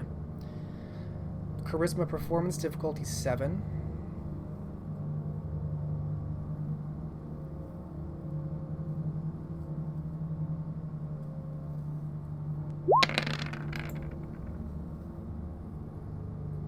One success. Wow. So you get the child to believe that you're not harmless, and he kind of sits up a little bit, watching you be carried out. Are you letting them carry you out? Into the sun? No. You've got, like I said, a few minutes. Like, you know you can't be out there much longer. It is not yet the sun, but your beast is getting more and more loud because it knows what's about to come up.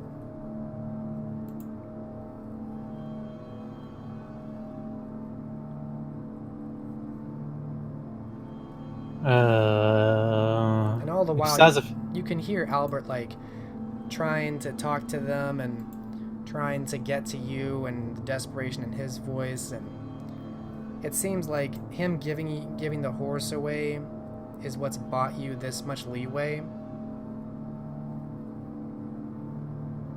Mm-hmm. Well, he's not going to... he's not going to fight them, but... Can he, like, yell in a commanding voice for them to stop? Like, maybe at least, like, give the impression that he doesn't want to be carried out?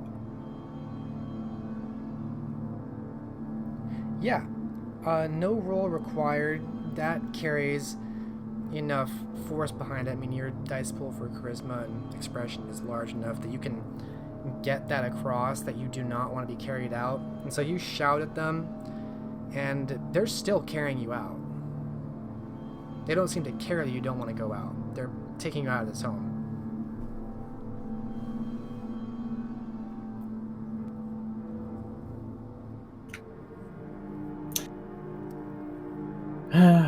All right. He'll go along with them and try to cover any exposed skin he has as he's being dragged out.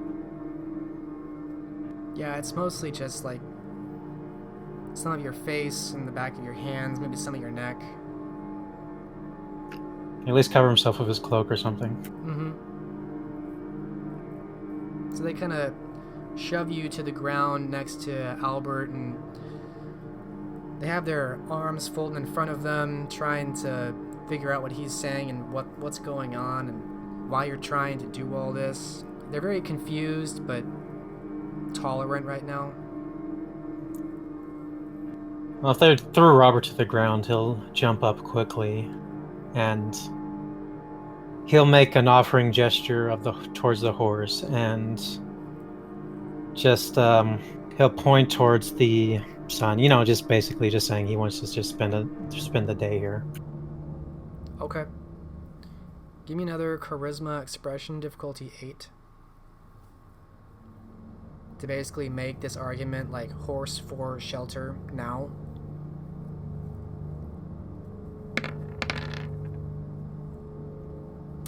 Zero success. You are rolling awful. It's not meant to be.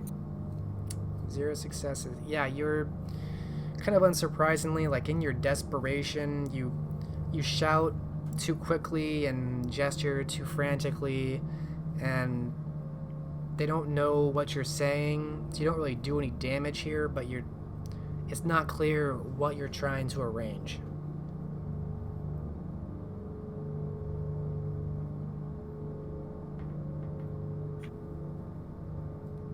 And given the desperation of the situation, give me a self-control roll, difficulty 6. Between the hunger and the sun coming out, your beast is trying to take over. Is trying to take control of the situation. 1 success. You do not have full control of the beast. You're holding it back, but it's almost like vomiting. Like, you can only hold it back until you know it's down. It's not down all the way.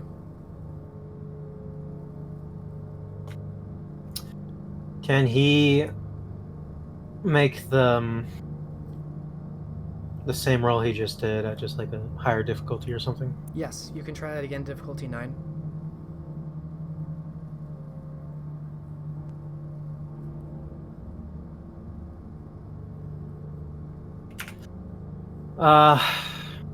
He only has 1 willpower.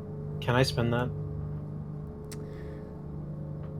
So yes, you can spend it.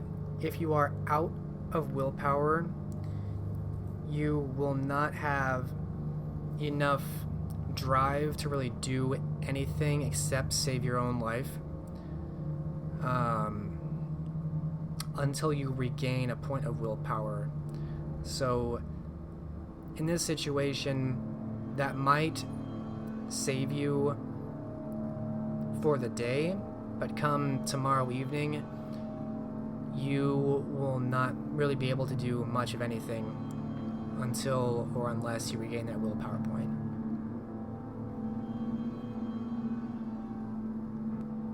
All right, we'll go for that. I'll spend it. All right. At this roll. Spend your last willpower. Mm-hmm. Basically, I'm just going to have you make willpower rolls after that to, oh, look at that. That would have been a botch, but your willpower saved it. Now it's just a failure. You are out of willpower, and you are hungry. The sun is coming up. Your beast is at its wit's end. Roll your self-control, difficulty 8.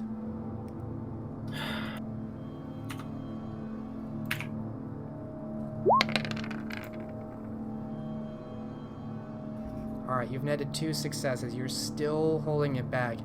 You are drained mentally. There is nothing left. You can feel that you're at the edge of your unlife here. You are spent totally.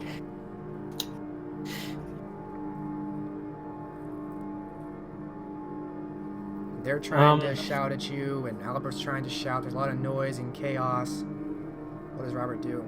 Actually, we're going to take a break right now since we're at the half. And we'll come back. That'll give you some time to think about this. Okay. So we'll come back in 15.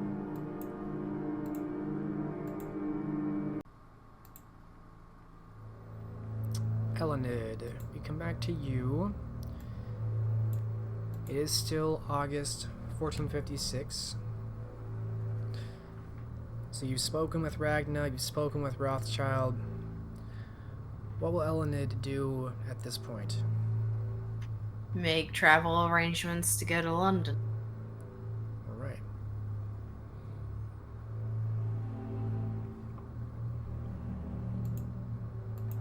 I suppose I can make these D10 rolls myself too.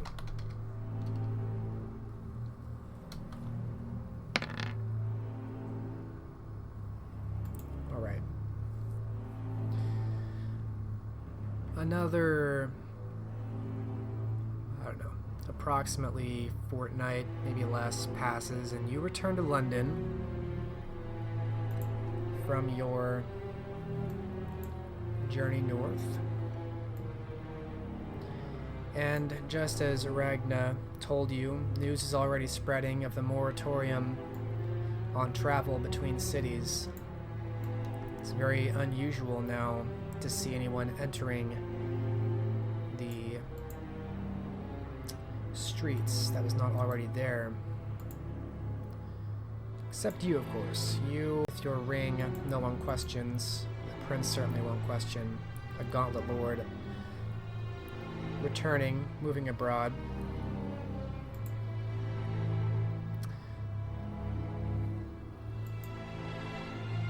Now that you've returned to your manor, you find that Gertrude is still doing well.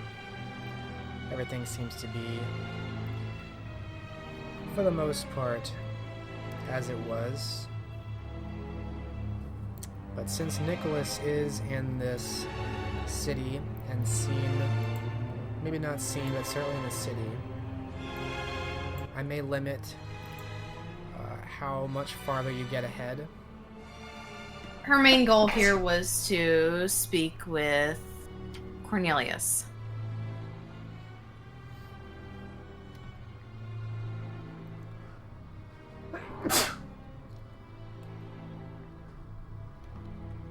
Sorry, sneezing fit.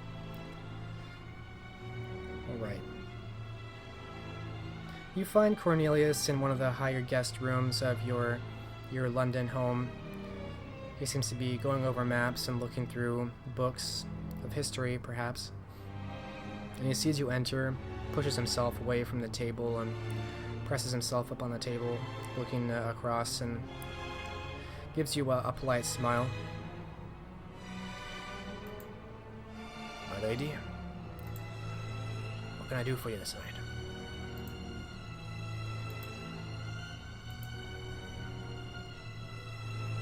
Well, recent developments have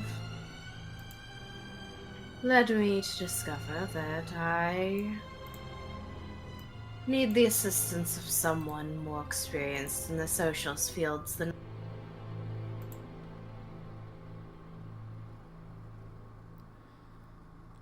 I will not boast about my own skill, but given that you are letting us stay here, if there is skill I can provide, I will provide it.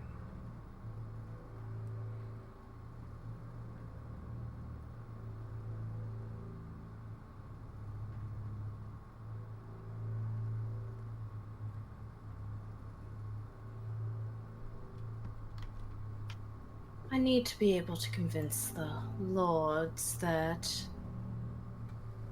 the Duke of York returning would be the best thing to help ensure peace.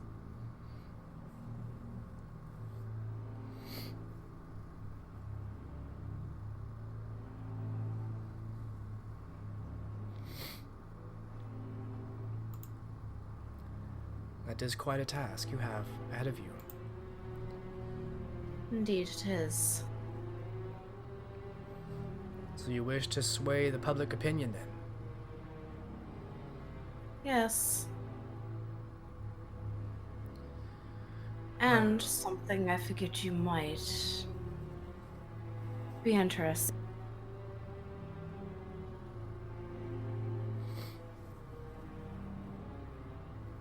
Kind of looks at you curiously. Doing this is one of the many steps in the direction of going after the the one who brought someone in to kill Shanwa. As he has presented himself as an enemy of the Covenant. His face darkens.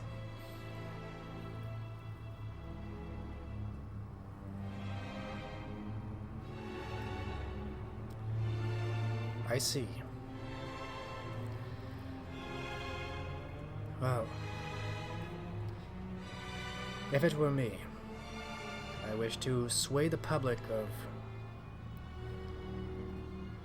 anything. It would require propaganda. London is already poised against the crown. The Yorkists have support here. But to get that message that the Duke should return, you would need assets throughout the city, speaking at regular intervals, speaking atop soapboxes and in churches, in crowds, reminding them that the more the Duke is shunted away, the more he is antagonized. If you had perhaps 10 of these men spreading the message on a regular basis, you could get that message out. And with the public already against the crown, that might be enough.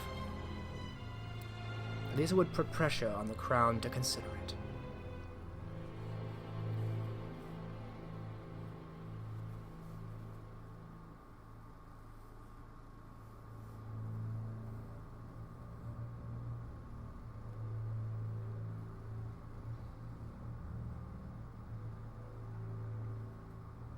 We'll keep this in mind.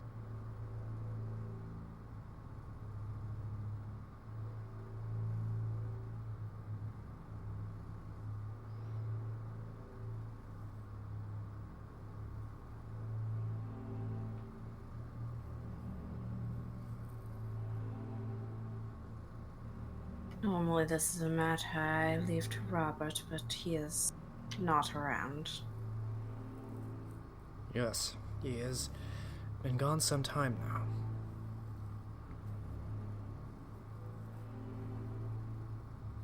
Do you fear for him? He should know how to take care of himself by now. Though the question of what business he has up north is entirely different matter.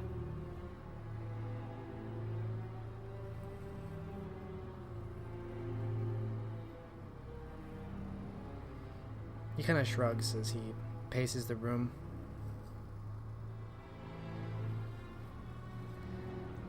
Let us suppose that you succeeded. The city in violent uproar to have the Duke returned to the mainland. And he was. What then?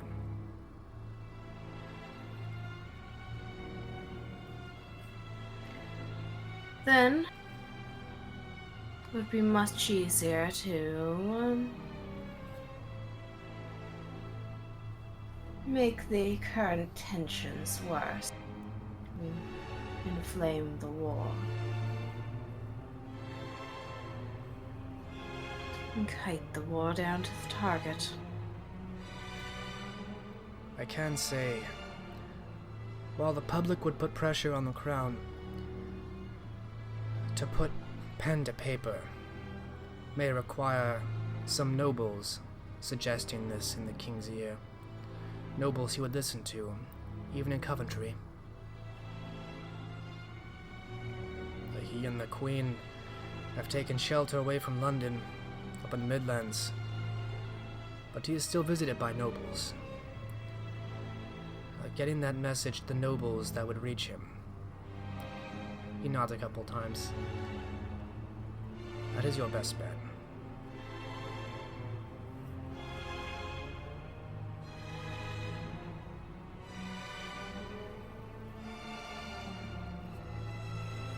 What kind of bribery or blackmail you would need to convince the nobility to invite their enemy back to the mainland? That is a different question.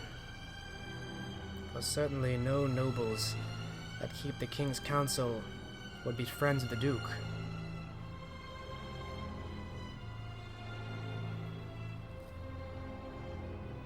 Perhaps if you had leverage.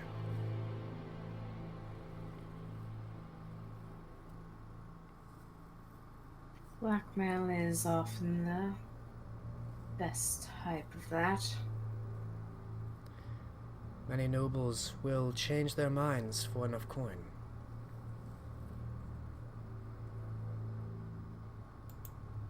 There's also that matter as well.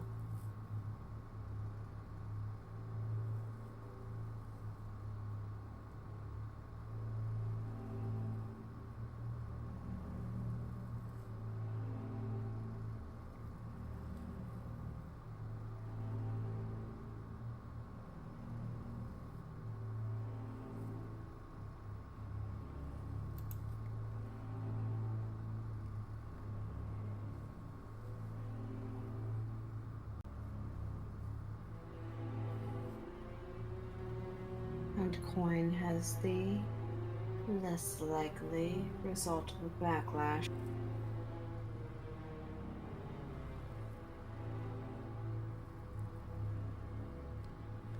There is some saying about you catch more flies with honey.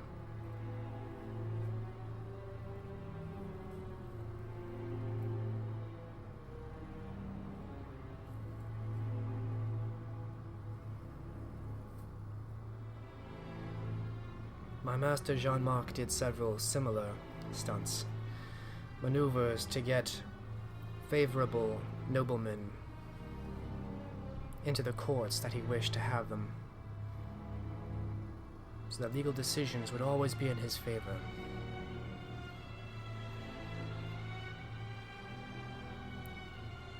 He very rarely needed to use any gifts, so to speak.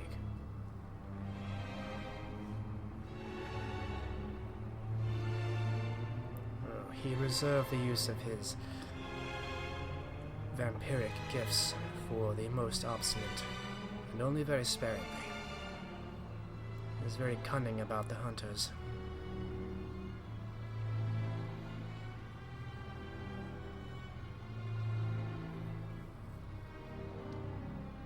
Though he was likely vastly more socially adept than I.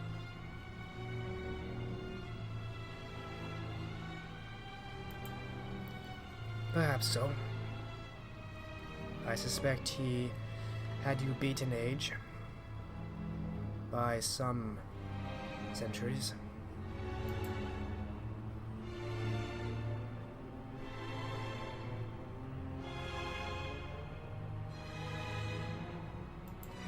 Much of this goes by intermediary, however. Messengers, couriers, proxies that will not necessarily lead back to the origin. Of course. Jean-Marc himself rarely met with these nobles in person.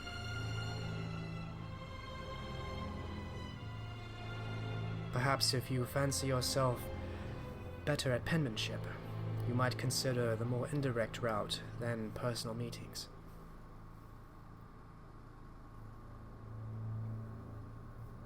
Penmanship could very well work.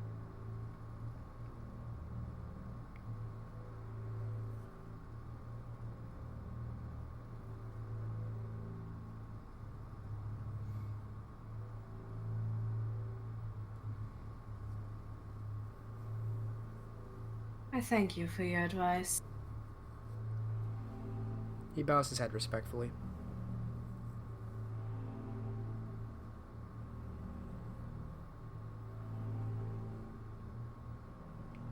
Then he goes back to sitting down, reading whatever he was reading.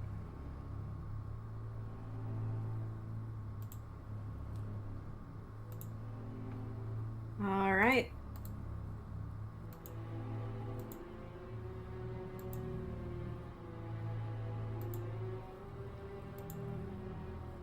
What next will Elined do?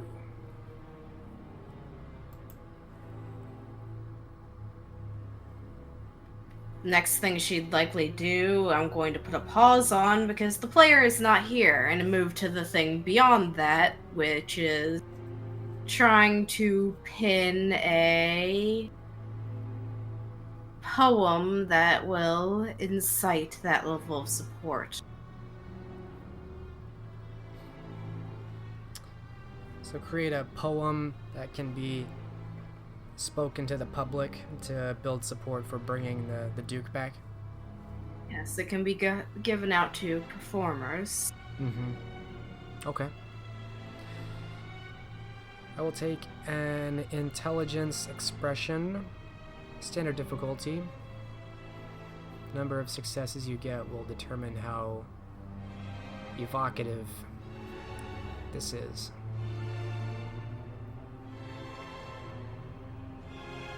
And I do have my specialty in poetry. Yes, absolutely. Alright, 3 successes. Not our best work. Still, it's as successful as you really need it to be. You think, given more time, maybe you could polish this up, but certainly should do the trick. You put together something simple, something the common folk will get, maybe they'll laugh at a line or two, and reflecting on the weakness and fear it shows in the king to shunt away one of his dukes.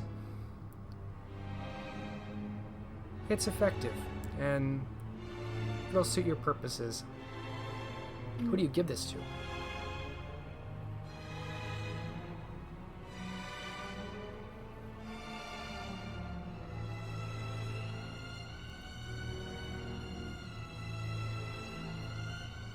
That's the thing. From her time visiting Judith's bar, were there any other performers? You saw a few performers here and there. Musicians, singers, bards, people who came by to tell stories, and travelers and such. Sometimes they return, sometimes not. She will make copies of this poem and dominate an individual or two to go handing them out to said performer. Gertrude seems very interested in what you're working on and offers to help.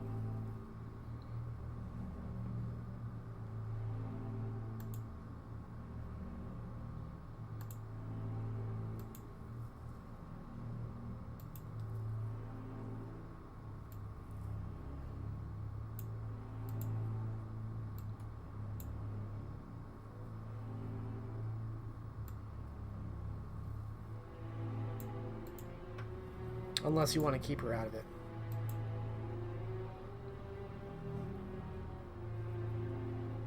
If Gertrude goes and hands them out, then they could easily be traced back to Elined.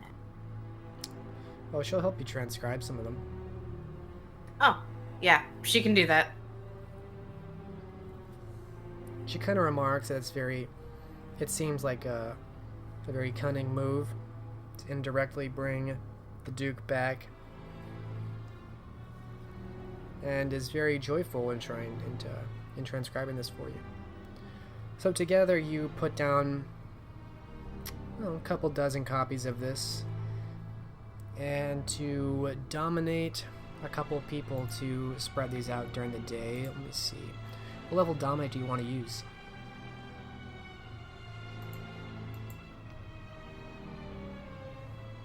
Let me flip over my handy-dandy book and see which level I want. Subjugation would be more of a complex command, as opposed to, sit, stop, stay.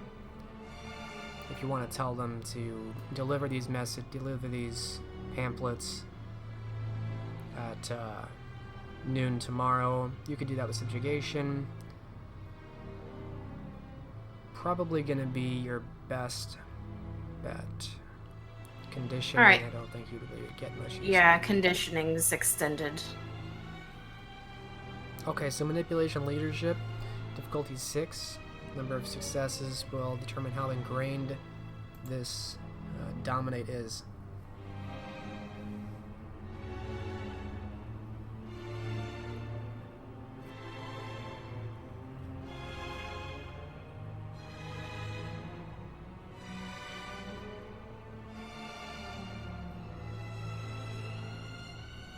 What's the difficulty again? 6.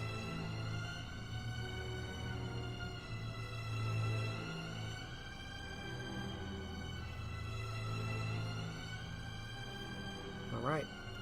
Unfortunately, my specialty is for something entirely different. That's okay. 3 successes is again enough to fully succeed here. So you find a couple people, give them a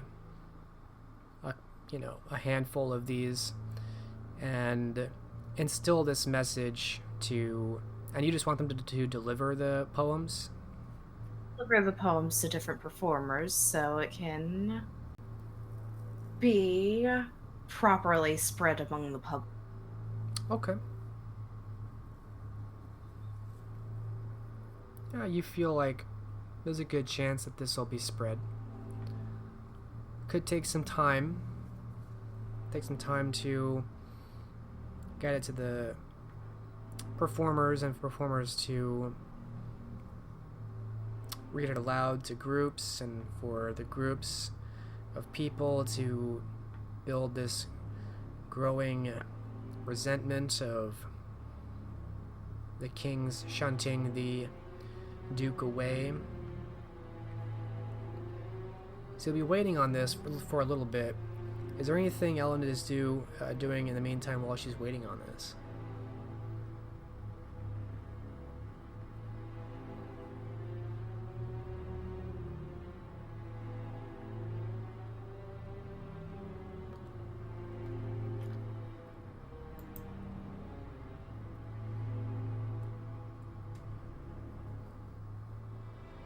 That unfortunately requires our local resident Malcav.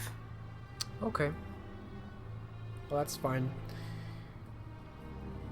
We will probably pause on you until we get our Malcav back.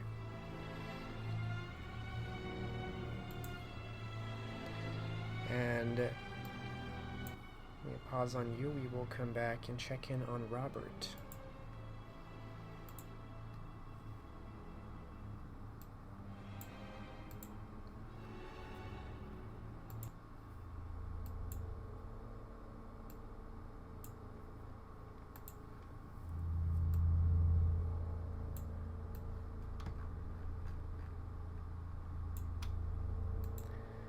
Alright, Robert, you are in a real deal life or death situation here.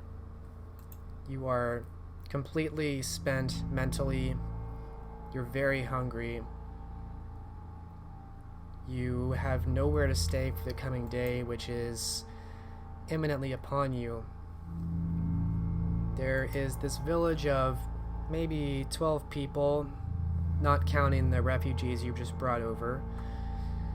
Wait. The refugees should have been left at the other village. Oh, I'm sorry, you're right. The refugees were left back there, so it's just about 12 people here. And you have Albert trying to plead on your behalf.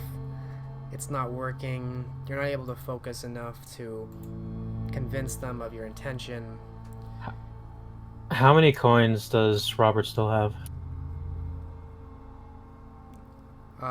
Barely any at all. I think you failed your last roll to bribe, didn't you? Mm-hmm.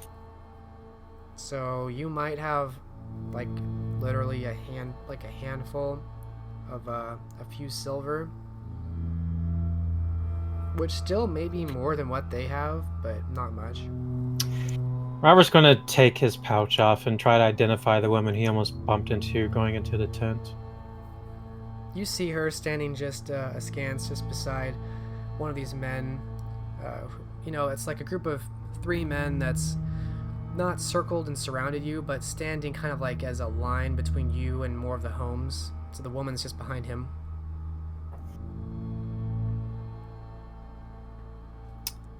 The woman is just behind. Does the man seem like her mate or anything of that nature? Maybe. She's standing pretty close to him. He's got his hands folded across his chest. He's a pretty burly looking man, and he's looking not quite angry, but certainly serious and focused. Behind her, you can see some kids, too.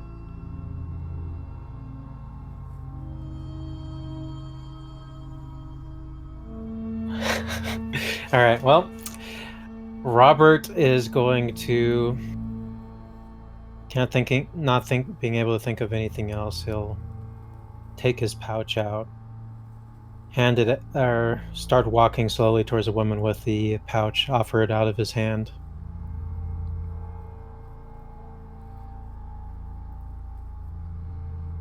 Alright, so you start walking past this man to give the woman this pouch of silver. Yeah, and I'll place it in her hands and give her a sad smile. And then he'll start walking sluggishly, not rushing, towards the tent. Alright, give me an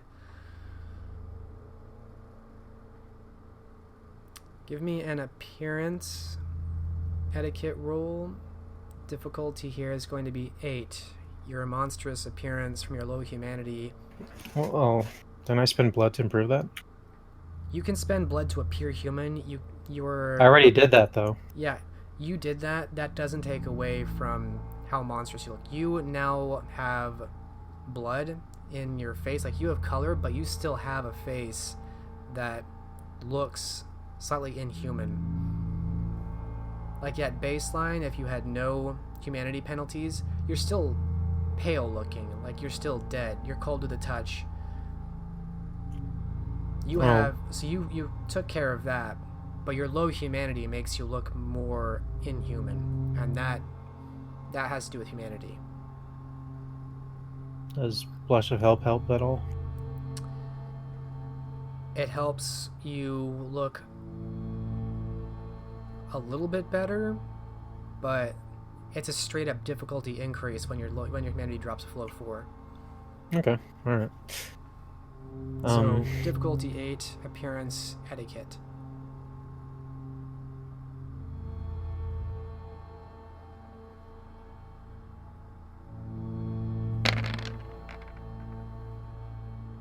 Okay. 3 successes. The man that you pass by is looking at you very closely, and you set this pouch of silver in her hand. You still haven't totally overcome the beast. You have been holding it at bay. You need 5 successes to subdue it for the scene. You're at 2. So give me another self-control roll. Still difficulty 8. You have no willpower, so everything you do is hard. Everything except for fighting for your life. Alright, 2 successes. You're at 4 out of 5. You are keeping it back. The woman takes the coins and still looks a bit confused, but doesn't stop you. No one's really stopping you now as you are slowly entering the tent. And you go inside. There is still this child that you managed to calm down before with your presence.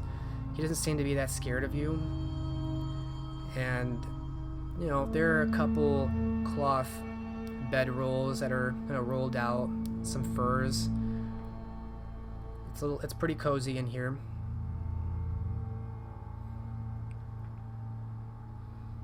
You can still kind of hear Albert outside trying to calm people down.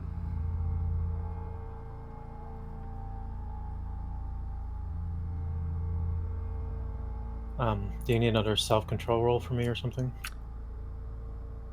Are you just planning on laying down for the coming day now? Yes. Okay. One more self-control roll, difficulty 8.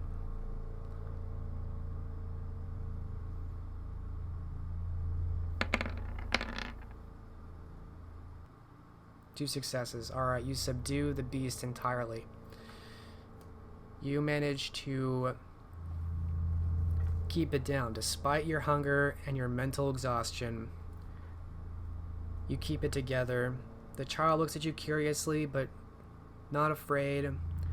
The woman kind of hefts the remainder of your coins in this pouch and says a few words to the man, who kind of shrugs and walks away. And Albert seems to give up trying to say anything, as it looks like you've done enough. And everyone seems to calm down a bit. You may have just gotten yourself out of the situation. At least for now. At least you hope so. Because you aren't able to keep yourself awake for much longer after you find this bedroll, as you can feel the weight of the sun crushing your already exhausted mind, and sleep takes over.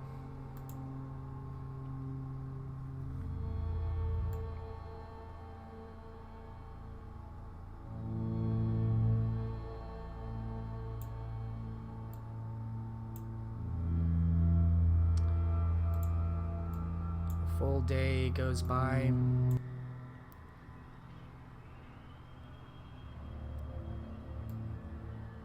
Night comes again.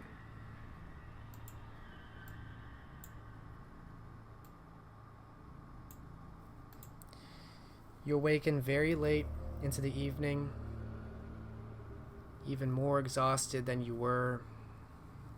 You feel like every bone in your body is made of lead. But you are still alive. Albert's by your side. He kind of stirs as you awaken. Ah. You've awoken. Good. I think we should leave. Whatever you did, the coins, they did not bother you. Or but we cannot communicate. We have no food. We have no horse. What are we going to do?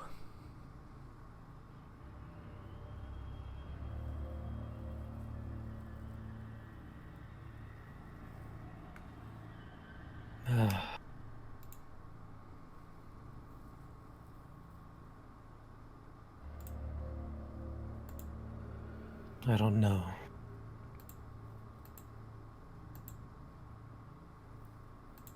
Stay here a while.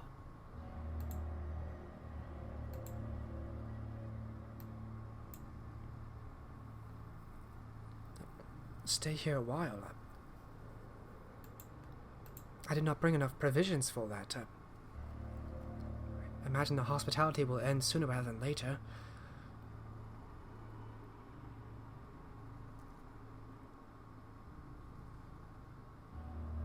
Then we find work.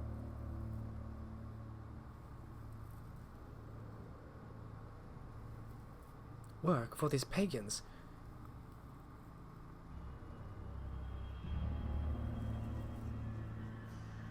Perhaps you need to eat. You have eaten nothing. Not since that night. Last night. God, that feels so long ago.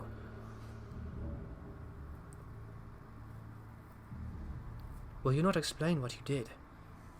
I saw only some of it.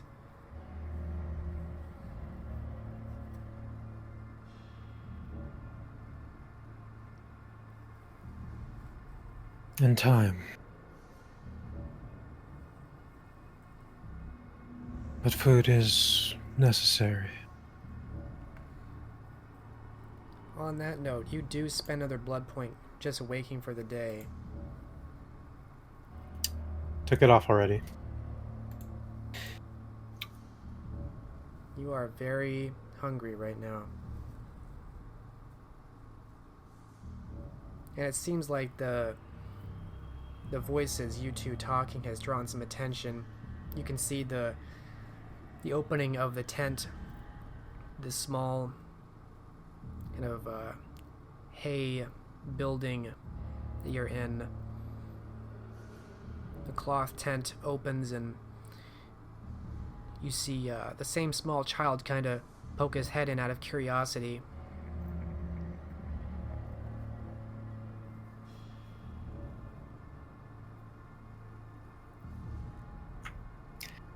Robert will just look towards the child and smile. He looks more afraid of you tonight. You realize that the blood you spent to make yourself appear more lively is gone, and now the full inhumane features of your body are on display with no quarter.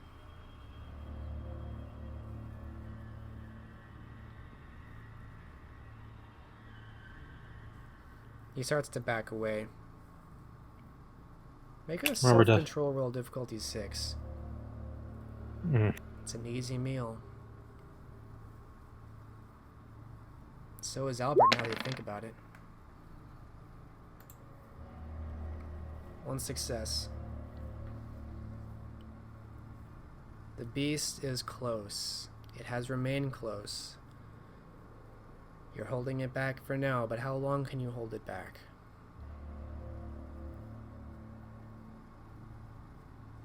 If the only thing Robert can do is survive, can he, I don't know, leave the village and look for animals to hunt or something?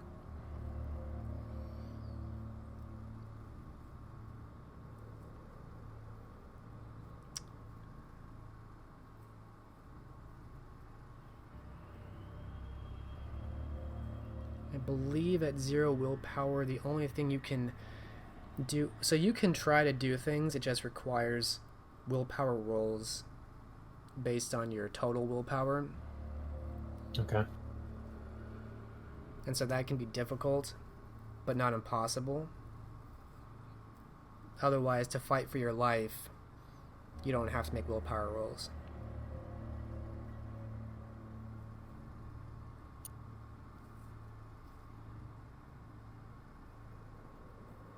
I guess, is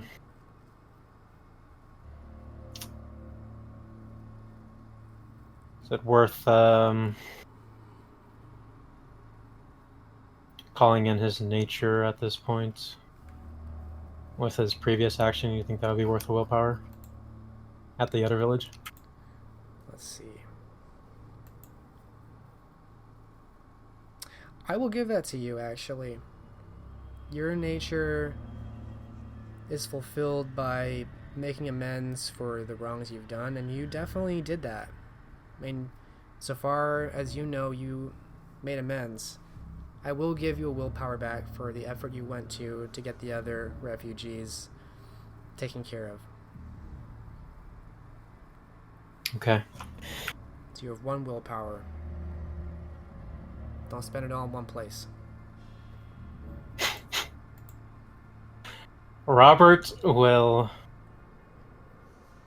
get up and tell Albert,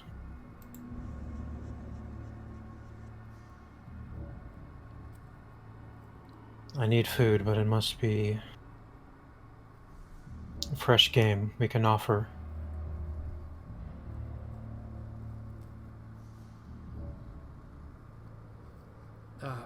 Fresh game. Hunting at night may be quite difficult. Kind of peers out towards the opening of the tent.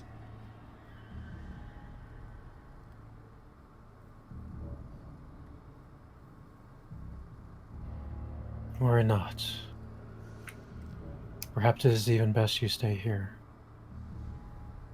Are you sure? You look unwell. I am very certain. As you say.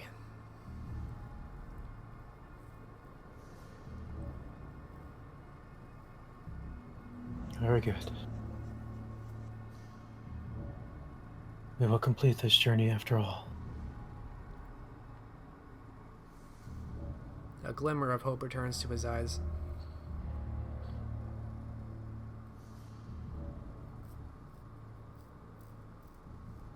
Robert will step out of the tent and sharpen his senses once again. Okay. You get a lot of interested looks from the villagers around, as many have... it's relatively early in the evening. It's certainly night. It's later than you've woken up in the past. But it's not middle of the night. So there's people around a pretty big fire, and you kind of instinctively take a step back from the fire, but no rot trek roll yet.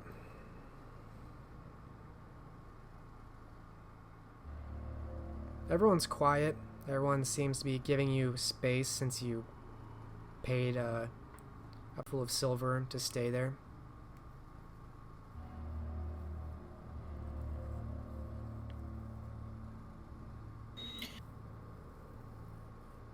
Robert will nod to everyone somewhat, he'll somewhat conceal his face and perform a bow.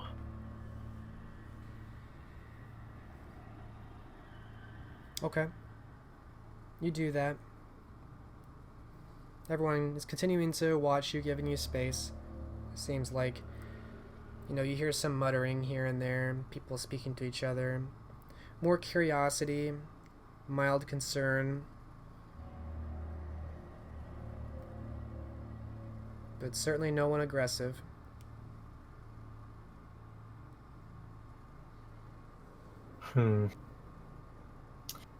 Robert knows he's too hungry to keep putting these people at risk with his presence, so he'll begin.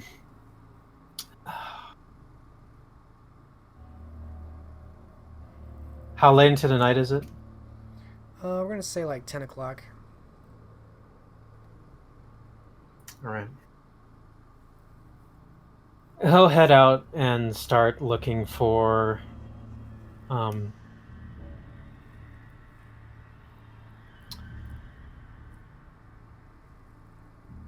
he'll make sure he points out and then points back. Well, you pretty much make it known that he'll be back shortly to the people watching him.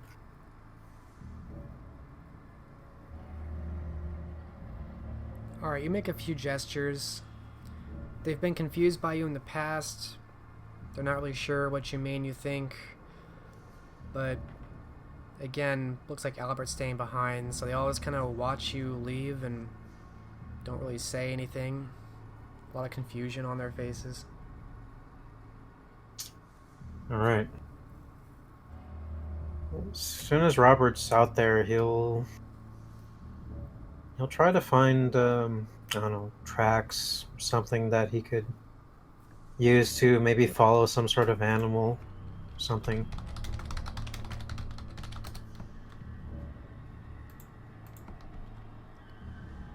Yeah.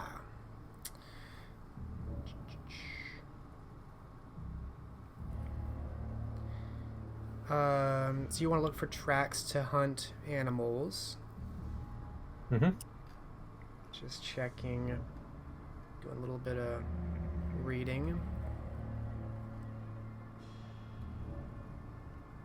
Okay, give me a perception survival. Difficulty. Oh.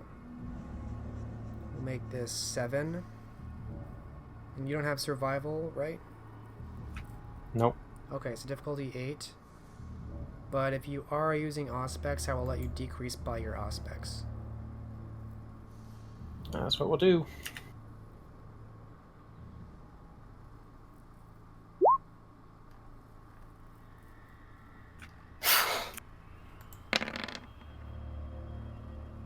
Zero successes. You find like small tracks, maybe hares or otters, but they disappear and you don't really know where they go, and maybe there's too much wind. You're not having a lot of luck tracking right now, but I'm not gonna say that's your only attempt. I mean, it's only 10 o'clock at night, right? So if you want to keep trying, it's gonna be a matter of how many hours you want to spend at this. So after an hour of trying, you're not really coming up with anything. How long do you want to try at this?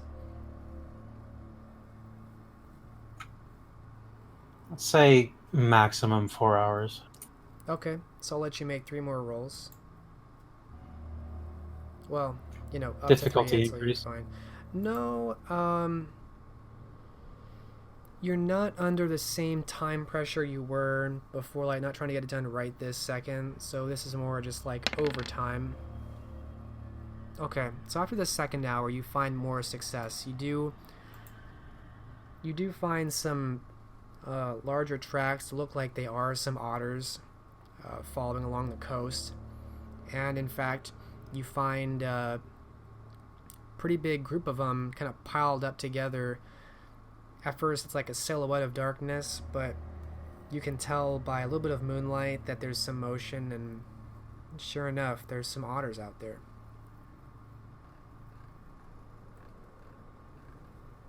Well, Robert's going to approach as quietly as he can and just try to grab him up and eat him.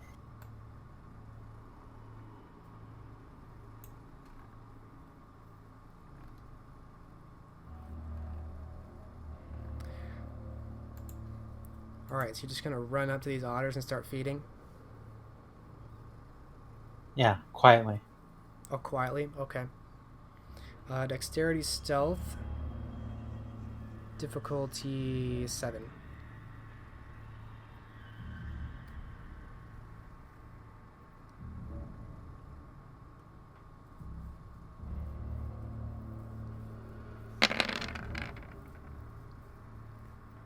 Okay, 2 successes.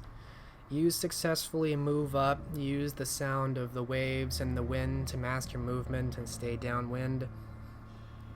And you get up right to one of these big otters and sink your fangs in. And it's not good. It's salty and it's warm, but it's almost like fibrous and stale, a little bit acrid, but you can get through it. It is blood, and the beast is willing to overcome the taste to feed.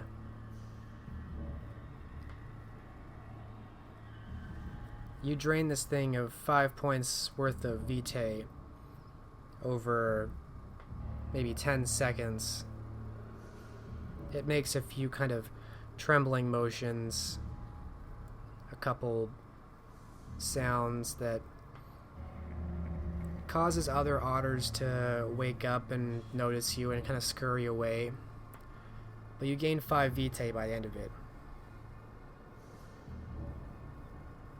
Give me a self-control roll, difficulty 7.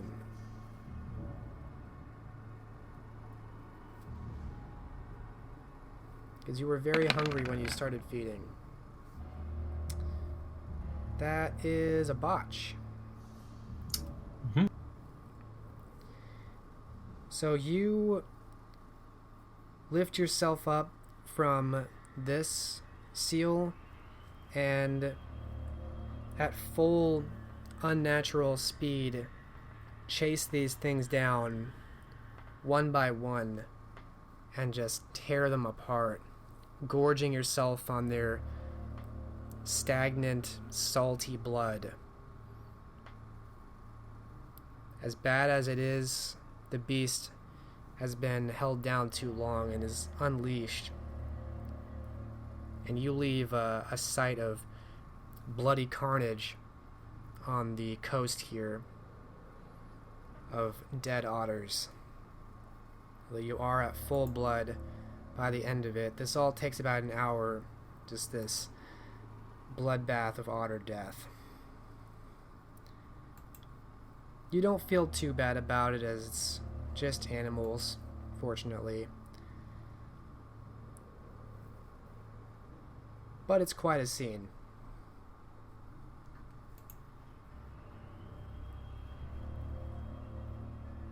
Phew.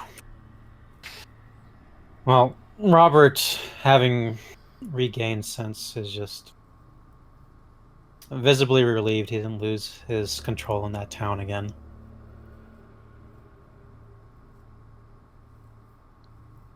You narrowly avoided it. You seem to have regained control. You are still very weary mentally, but you have enough to press on. Robert will survey the carnage. Perhaps he can take the otters with him. Yeah, your beast was so enthusiastic about hunting that it fed well beyond satiation, empowered your body with speed and strength unnaturally, and so carrying one of these larger otters with you, even dragging it, would be very hard at all.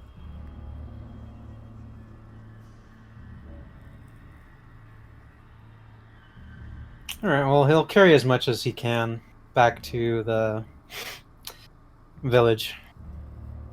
Yeah, you can carry a pretty big size otter, kind of dragging it by the back and bringing it back to the village. There are some stirs of surprise, some people getting up when they see that you're bringing back a kill in the middle of the night. And they kind of look at it with, a little bit widened eyes. Definitely some surprise and interest. As Robert's approaching, he'll improve his humanity or appearance again. You want to spend another 5 blood? Yep. Okay. So you flush life back into your cheeks. You still have this daunting appearance, but at least you look daunting and alive, as opposed to daunting and dead. Which does do a lot to help the appearance of you when you return. And you see the same man, you think the husband of the woman you paid, approach, and he sees the otter you brought, and he says a few words to some of the men looking to you, seeing what you're going to do next.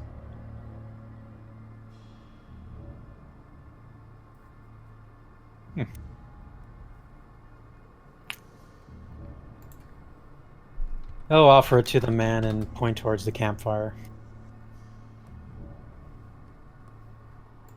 Pretty much kind of like making them guess he wants to cook, and they're welcome to partake in it.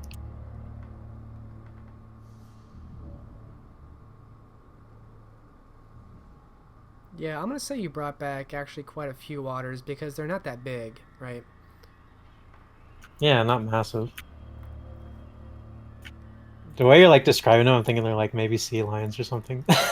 Yeah, I think I was thinking of sea lions, but you brought back a few otters. And yeah, it wasn't a sea lion. But yeah, it's pretty obvious what you've brought them back for. And so you see actually a couple smiles on some of the men's faces, and you know, some of the knives come out.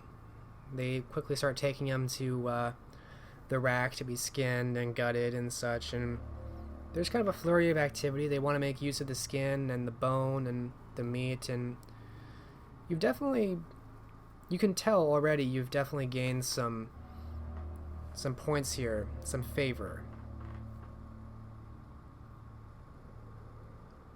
And actually, as all this is happening and the activity and noise kind of builds up, and you see the tent door open to the tent you were staying at, and Albert comes out. How in the world did you do that so fast? Where did you find them? How did you find them?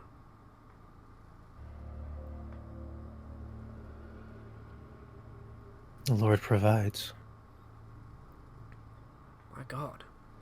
And he kind of crosses himself.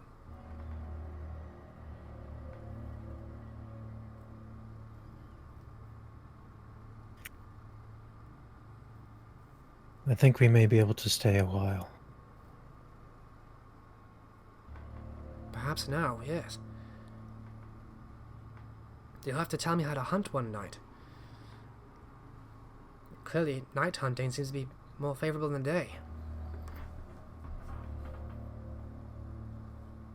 Yes. In time. For now, we have a feast.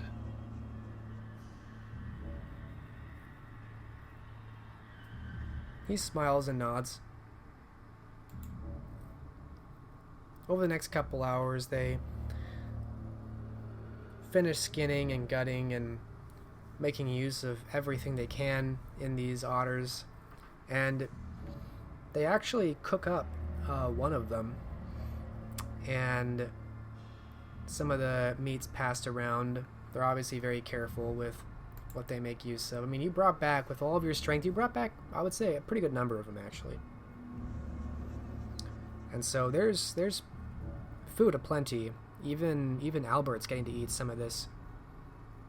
You know, no one really understands what you are saying or what Albert's saying, but there's obviously better energy, better rapport. Things are much more calm and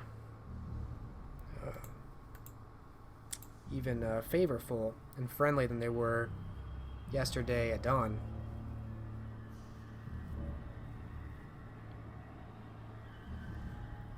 Robert can't help but be inspired by this moment. Perhaps he'll seek to start a song.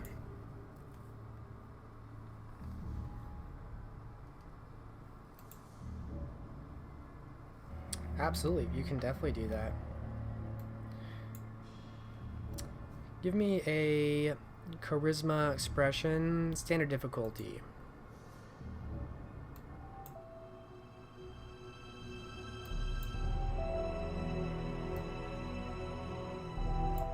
As the tide turns for Robert and Albert.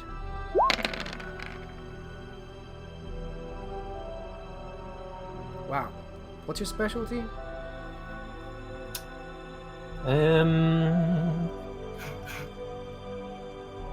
For I guess. Well, is he actually? This role is for singing or like getting people in the mood, or what is it for exactly? This is your overall performance, like how you do in your performance. Oh, charisma performance. Well, his expertise now is singing. Yeah, and if you're singing, you definitely get that. So 7 successes. So you sing a very nice tune for them. I mean, you can describe what you want to sing for them if you want. He'll give them a jovial tune with an upbeat beat to kind of get them up and dancing. Yes, it's very successful actually. It's like when you hear foreign songs and you don't really know what the words of the song are, but you know the energy. And this is turned everything around for these people, the feast and the song, and your entrance was very shocking to them, but now you can tell you've gotten them up into a great energy, and everyone's thrilled about what's going on, about this stranger and his strange ways and the good things he brought. So you've completely turned this around for you. I'm going to give you a point of willpower back for coming from the brink of death to a very fulfilling and confidence-boosting turn of events. Thank you. It was pretty impressive. And it would definitely restore your confidence in yourself. Having a victory eases the burden of your mind.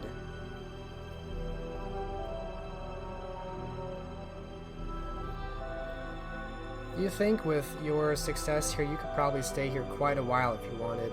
What are Robert's plans going forward, more broadly speaking?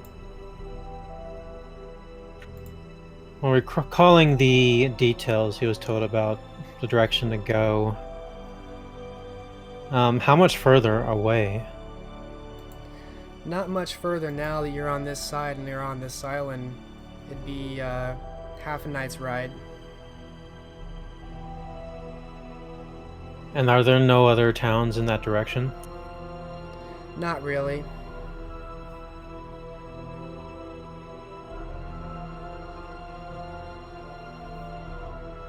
He'll remain in this town and like try to at least learn a few words from the natives here before maybe setting trip the next night. Okay. I will take an intelligence expression. Difficulty 5, just to learn some basic words. Now that you have them on your side, they're very forgiving and patient and willing to help you out.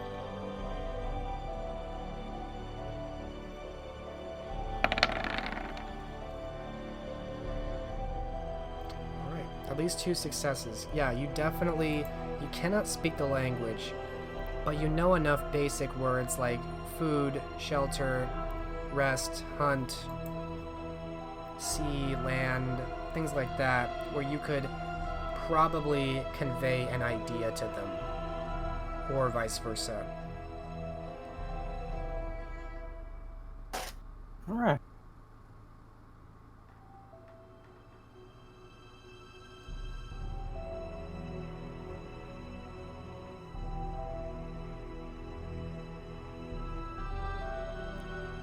Right. And you said you wanted to depart on the following night? Mm-hmm. Okay. On foot, or do you try and take the horse back?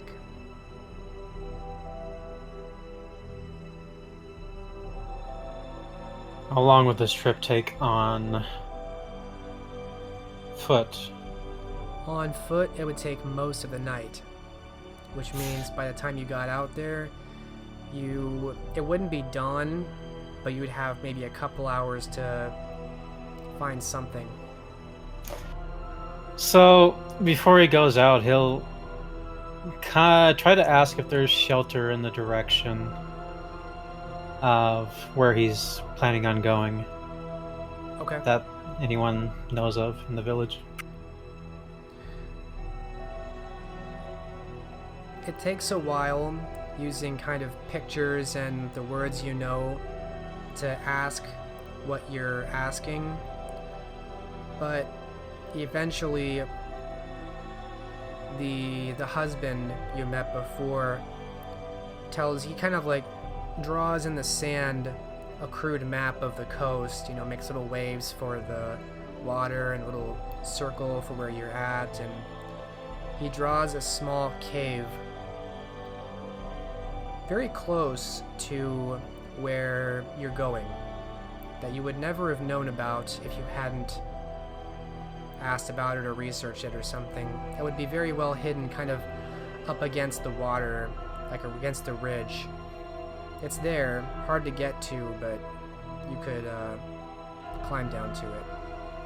And this takes a long time to convey to you, but eventually you get it.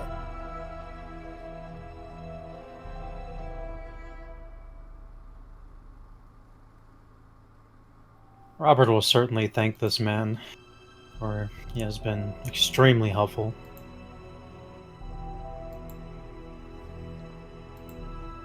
He kind of nods and smiles, wishes you luck.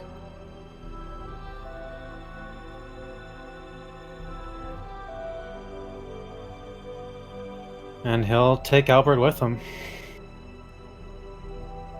All right.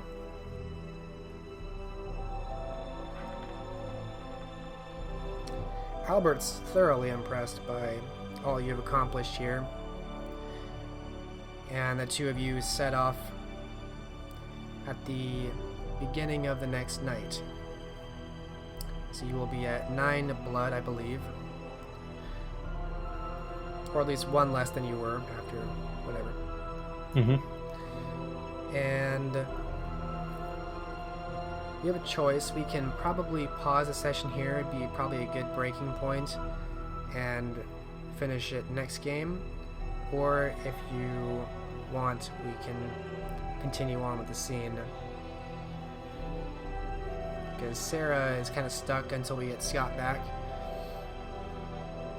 But I think it'd be cool to do this scene when Scott's here, but it's up to you. I think it would be best to have this summoning scene with Scott here. Just because I think it'll be fun, whatever happens. Yeah, I agree. I think that's the perfect place to pause it then. Yeah. As long as like that can like be maybe go straight to that scene and not waste much time traveling over there. Yeah, that's fine. All right. So then the scene will fade on this village, waving at Robert as he departs in the evening, a strange traveler in the night, leaving the village that he narrowly made friends with, and walking off into the distance with Albert. And we will end the scene and the session there.